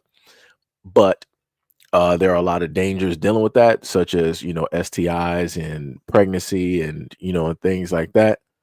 And you'll have a lot of these women up here that will try to trap you. Just to be real, especially if people know that you are fully capable of doing, a lot of things and bringing in some money, people will try to trap you real quick. Just to sit up there and have a meal ticket so they don't have to worry about nothing. Trust me, a lot of people would rather do as least amount of work as possible in order to get some type of money. Sham said also traveler might make more work opportunities for you, or don't forget you can contract yourself out there and work from a home office. Yeah, that's true. That is facts. That is bars.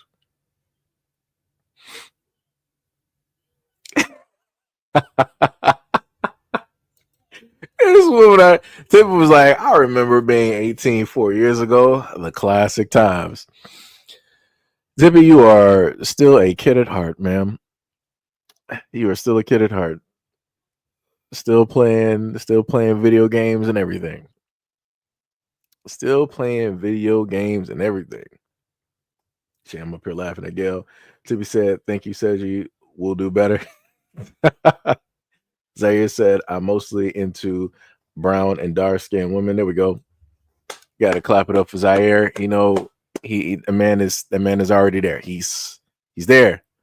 There's another brother that's been here on the channel for years and years and years. This young man has been here. He's left an indelible mark directly on this channel. Like I said, I'm proud. I'm very much proud. Gail was like, thank God, keep it that way. Zaire said also want to support this black-owned business that makes products based around autistic people. His name is something foolish on Instagram, and his son went to my school since Startown. That's dope. That is pretty fly. That is dope. That's another thing too, to always have like a goal to look forward to, something to chase directly after. Like I said, that's dope. That is very, very dope. Tippy said, warning, stay away from the Viking women, stay away from Becky. Third Eye said, that's very true. Sham said, my advice is, as an artist, is to make sure to market your work. Don't shortchange your work. Anything you make on an artistic level, make sure to watermark it to avoid theft. That's facts. That is 100% facts.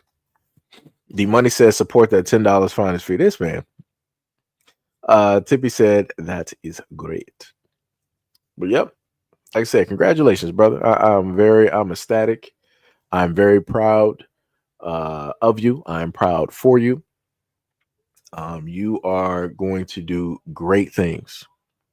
You're going to do great, very great, and very awesome things. Very great. Like I said, I got all the belief in the world in what it is that you are going to accomplish and the things that you are going to be able to do. It's going to be awesome. It's going to be very, very awesome. Like I said, the 10 years that you're about to be looking at is going to be crazy. It's going to be crazy. Like the amount of things that you're going to see, and be able to experience, and just looking at the different climate that the world is going to be going, directly through, and how you might be able to catch, some waves, and you might just be like, all right, I graduated college, and 4 to 5 years later, bam, I'm a millionaire, because you were all over the place with different things. So that's dope. Zaire said, understood. Gotcha. Yep. That is bars. Tippy said, that's amazing. When he gets rich, don't forget about Seji and us. We raised you. Oh, Tippy is hilarious. Oh my goodness. Also, Sham, this is the other gamer that I was telling you directly about, Tippy. She just doesn't have a PC at the moment. But if she did, she would probably be with us, directly on Steam and stuff like that. So yeah.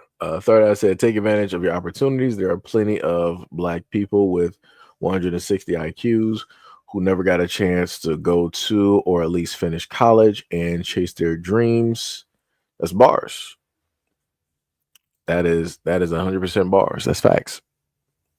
That is facts. Like I said, Zaire, you got a lot of love and support directly out here. You got a lot of people that believe directly in you, that are happy for the future that you are about to go directly into, sir. Like I said, you got a whole full 10 plus years of just seeing and trying to get stuff together and stuff straight, and figure out that path and whatnot.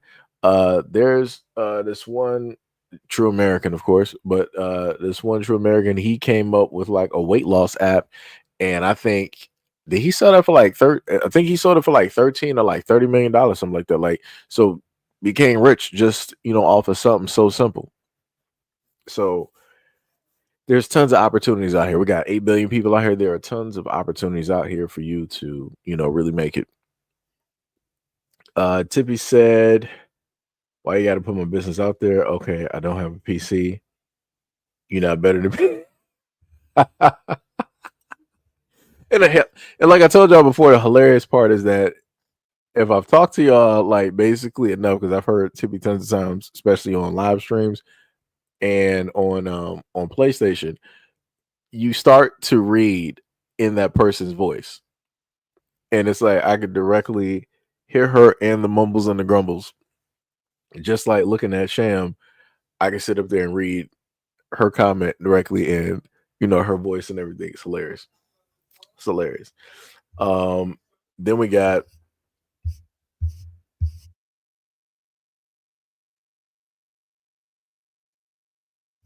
what was it? Sham said, yes, I'm so proud of you. Don't get discouraged if American market doesn't open and job opportunities. You can create your own job opportunities and bypass the races. Yeah, that's true. If so, Zaire, because you are young and educated, you can go past the United States market when it deals with jobs, and you can go elsewhere around the world with the education that you have.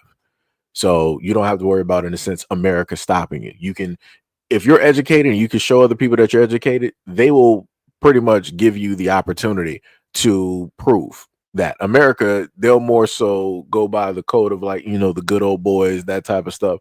Like I said, this is how America's going to lose at the end of the day. You're going to have a lot of educated Black Americans that are going to opt to go elsewhere and to, benefit other countries and areas versus the United States. Tippy said, okay, let everybody know about the frugal cheap gamer who waits 10 years after a console to drop for this woman. Sham said it's okay. I swear, said you be trying to pick on me so he can hear me curse and be angry and That is not the plan. That's just how that happens. That is not my fault. Sham be cussing up a storm. Let me tell you. I remember first hearing Sham completely nice and polite, and all of a sudden, just like started dropping all types of bombs out here, just cursing all over the place. I'm like, wow. I'm like, man, I'm clutching my pearls. I just love that saying. Like, it's hilarious. Third Eye said facts, and the world is bigger than the United States. That is facts. That is facts. So I think actually that is a pretty good spot to technically leave the live stream on. Right? After all the videos we went through and all the conversations, I feel like that is a pretty Sham was like, wow, she called me a snitch. That's crazy. Wow. Now I gotta act like Miss Anderson. Wow. Wow. Oh man, it's hilarious. It's hilarious. But yeah, that's true. That is 100% true. I think that is a good. Third Eye said you want Cedric to cuss, getting him to play Generation Zero. You know what? I think I was supposed to play that, but I never did. It was free on Xbox for like some years, and I never got a chance to play it because I was distracted. Sham said, "Are you playing what later today?" Yeah. I'll be playing Towerborn. Yeah. I got you. I will be there. Gail said, "Peace and love." Yep. So again, shout out to Zaire. Very proud of you. Ecstatic for the future that you're about to have at this moment in time, and everything that you're going to be able to do and accomplish. Like I said, you always got a home here. You always got people that love and support you for everything that you do. Make sure to keep in contact with a brother directly on IG and everything like that, and let me know how everything is going. That I said it's like Terminator meets Red Dawn. Yeah. I saw before there was another game that was sort of like that as well too, but I forgot the name of it. But I would probably have to look it up on Steam. But it's like you'll defeat the robots, and then you can start to implement the parts from those robots into your build of your character and different stuff. Like, it was something crazy on Steam. I liked it, but Zaire said the thing is, I'm not worried about all of that. Ooh, why not? The thing is, I have autism, 50-50, and I need like hands-on experience with stuff, but I'm mostly concerned about food shortage. Oh no, yeah, I got you. Yeah, like I said, like I always said up there and told you, I view the whole thing of autism is like a superpower. Because it's like the stronger the ability of the autistic person is, the more innocent it takes away from that person. But then you have some people that are sort of in like the middle, in a sense, where it's balanced, where it's like it didn't directly take everything. So it's like, you can still, talk, communicate, socialize, but then at the same time, you still have that quote unquote superpower where you see things differently, right? Your mind is just looking at the universe vastly differently versus how we all understand and look directly at it. Right. That's that, like I said, that's how I always viewed like autism or people that are, autistic. Like I said, at a moment in time, there's going to be a method and a way to use computers to straighten out the part of which the autism overrides and starts to take a lot of things away, and it's going to re-give those things back to people, and it's telling it's going to be crazy. Like the amount of geniuses and artists and different things, it's going to be crazy. It is going to be something like you've never seen before. It's going to be insane. Macy said, hello. What is up? What is up? What is up? Tippy said, peace and love and soul and hot neck bones, cornbread and hot. Where do you come up with this? Tippy, where do you come up with this? Let me see. Brandon B. World says, still at it. Yeah, we actually coming to a close. You know, at the moment of time, I just was reading a few more comments. Sham said, you can stock flour and dry milk for baking, and it's not long term. Bars. Brandon B. World said, probably not tonight. I got to go to work early in the morning. Okay, I got you. Sham said, all right. And Tippy said, Tippy up here just laughing in the comment section. Let me see. But yeah, that's pretty much it. That is pretty much it. So again, much love, respect, and appreciation to any and all of those who have donated directly to the live stream by way of the chats or the gifts. Shout out to those who are Patreon members, like D Money always says. Shout out to the regulars. Shout out to the subscribers. Shout out to those in the channel membership. Shout out to those in Patreon. Shout out to those who have donated by way of Cash App. And shout out to, you know, all of those who have come directly by, even some of the videos that I have done recently, and you know, taking a look directly at that. That's crazy to sit up there and look at the live stream and know that we're 3 hours in, but I see the live stream is looking at an hour and 54 minutes ago. That is crazy. It's crazy that it's that far back. I guess if people are actually looking at the live stream, that's where it is, I guess, which is weird, but it's crazy. That's crazy. Zaire said, and thanks for thinking of me. Yeah, we got you here. We trust me, we do not forget. We do not forget here, man. We do not forget. Tippy said, peace, love, and soul fried chicken and mac. This woman here, I gotta have a talk with Tippy. She just be Tippy just be coming up with anything. Oh my goodness. D said, have a good night, brother. Yep. Sham said, mine says 3 hours. Yeah, well, see, y'all have pretty much caught up, but I'm looking at on my end when I actually opened up YouTube and looked at the live stream, it's literally showing me the live stream back running at about an hour and 53 minutes, even though we've been running live for about 3 hours and 11 minutes. It's crazy. It's crazy work. But wait, Tippy said I might go on Discord and post Black Cinema videos just for the fun of it. Yeah, like I said, you can, you know, you can do that. D said it's crazy how the government gives handouts, but they won't give us the reparations. Yep. Sam said, LOL. I made all that food and only ate a small amount. I wasn't that hungry.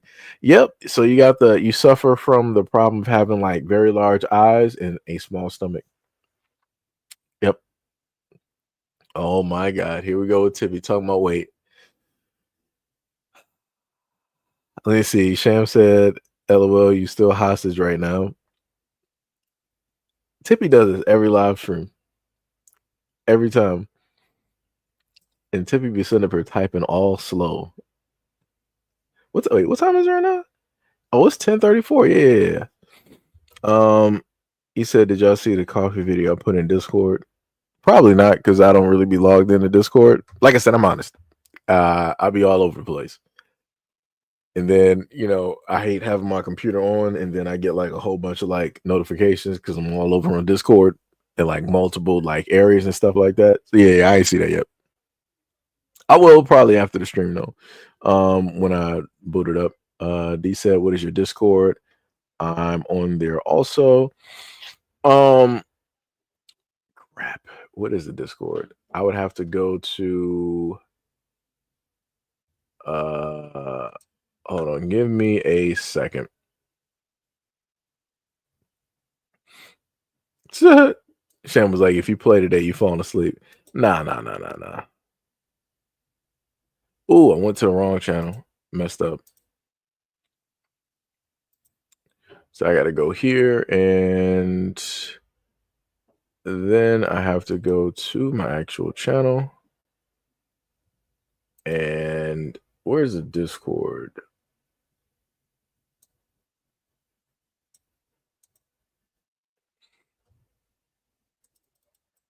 All right, so this is the link to the Discord for those out there. Yeah, so that's the link to the Discord there. I actually had to go back and find it. People said go watch it. I said we need those commercials back. LOL, but with black people, of course. So yeah, D, that is the link down there to the Discord. You might just have to like type it in as is in order to go there. But yeah, that's the Discord. You'll find some of us there in the ghost town that we have currently at this moment in time. Like I said, everything is a work in progress. Discord will, get that up and running at a moment in time. It's not exactly where it used to be, where it was hustle and bustle and different things like that, But we'll get it. Sham said that she watched it. Okay. But yeah, much love, respect, and appreciation. And that was pretty much the live stream. And I will catch you guys in the next live stream and or video. I just realized I still had that picture up. I'm like, yo, who was that? That's crazy. That is crazy. It was, as I said, me, Tippy Gale, and you can all have a comedy talk show one day when I get rich. I'll keep that promise. All right, I got you. Yo, man, that's let me tell you, Nikki, that is a travesty that you just made it. That is a travesty that you just made it. Let me tell you, because we were just ending the live stream, but I just wanted to, give you a shout out. Much love, respect, and appreciation. Oh, you say, okay. Happy Mother's Day to you and yours. Directly out there. If you are a mother yourself, happy Mother's Day. Happy Mother's Day to sisters, mother, grandmother, aunts. Directly out there and everything of the sort. And also much love and respect and appreciation for stopping directly by. Shout out to you. If you would happen to like to go through and listen to the live stream or just like skim through it, you'll probably be free to do that. I think you might have to just roll it back now, because I'm not sure how it works if I end it and then you want to go and try to like watch it, because I know it takes a while for YouTube to upload. So, you said thank you. No problem. Tippy said peace, love, and soul, peaches and cream. Lord have mercy. This one with Tippy. Peaches and cream, Tippy? That's what we're doing? That's crazy. That is diabolical. Anyways, talk to you guys later. Thank you guys for being here. For giving me whatever time that y'all got. And I'll catch you guys in the next live stream and or video. Peace out.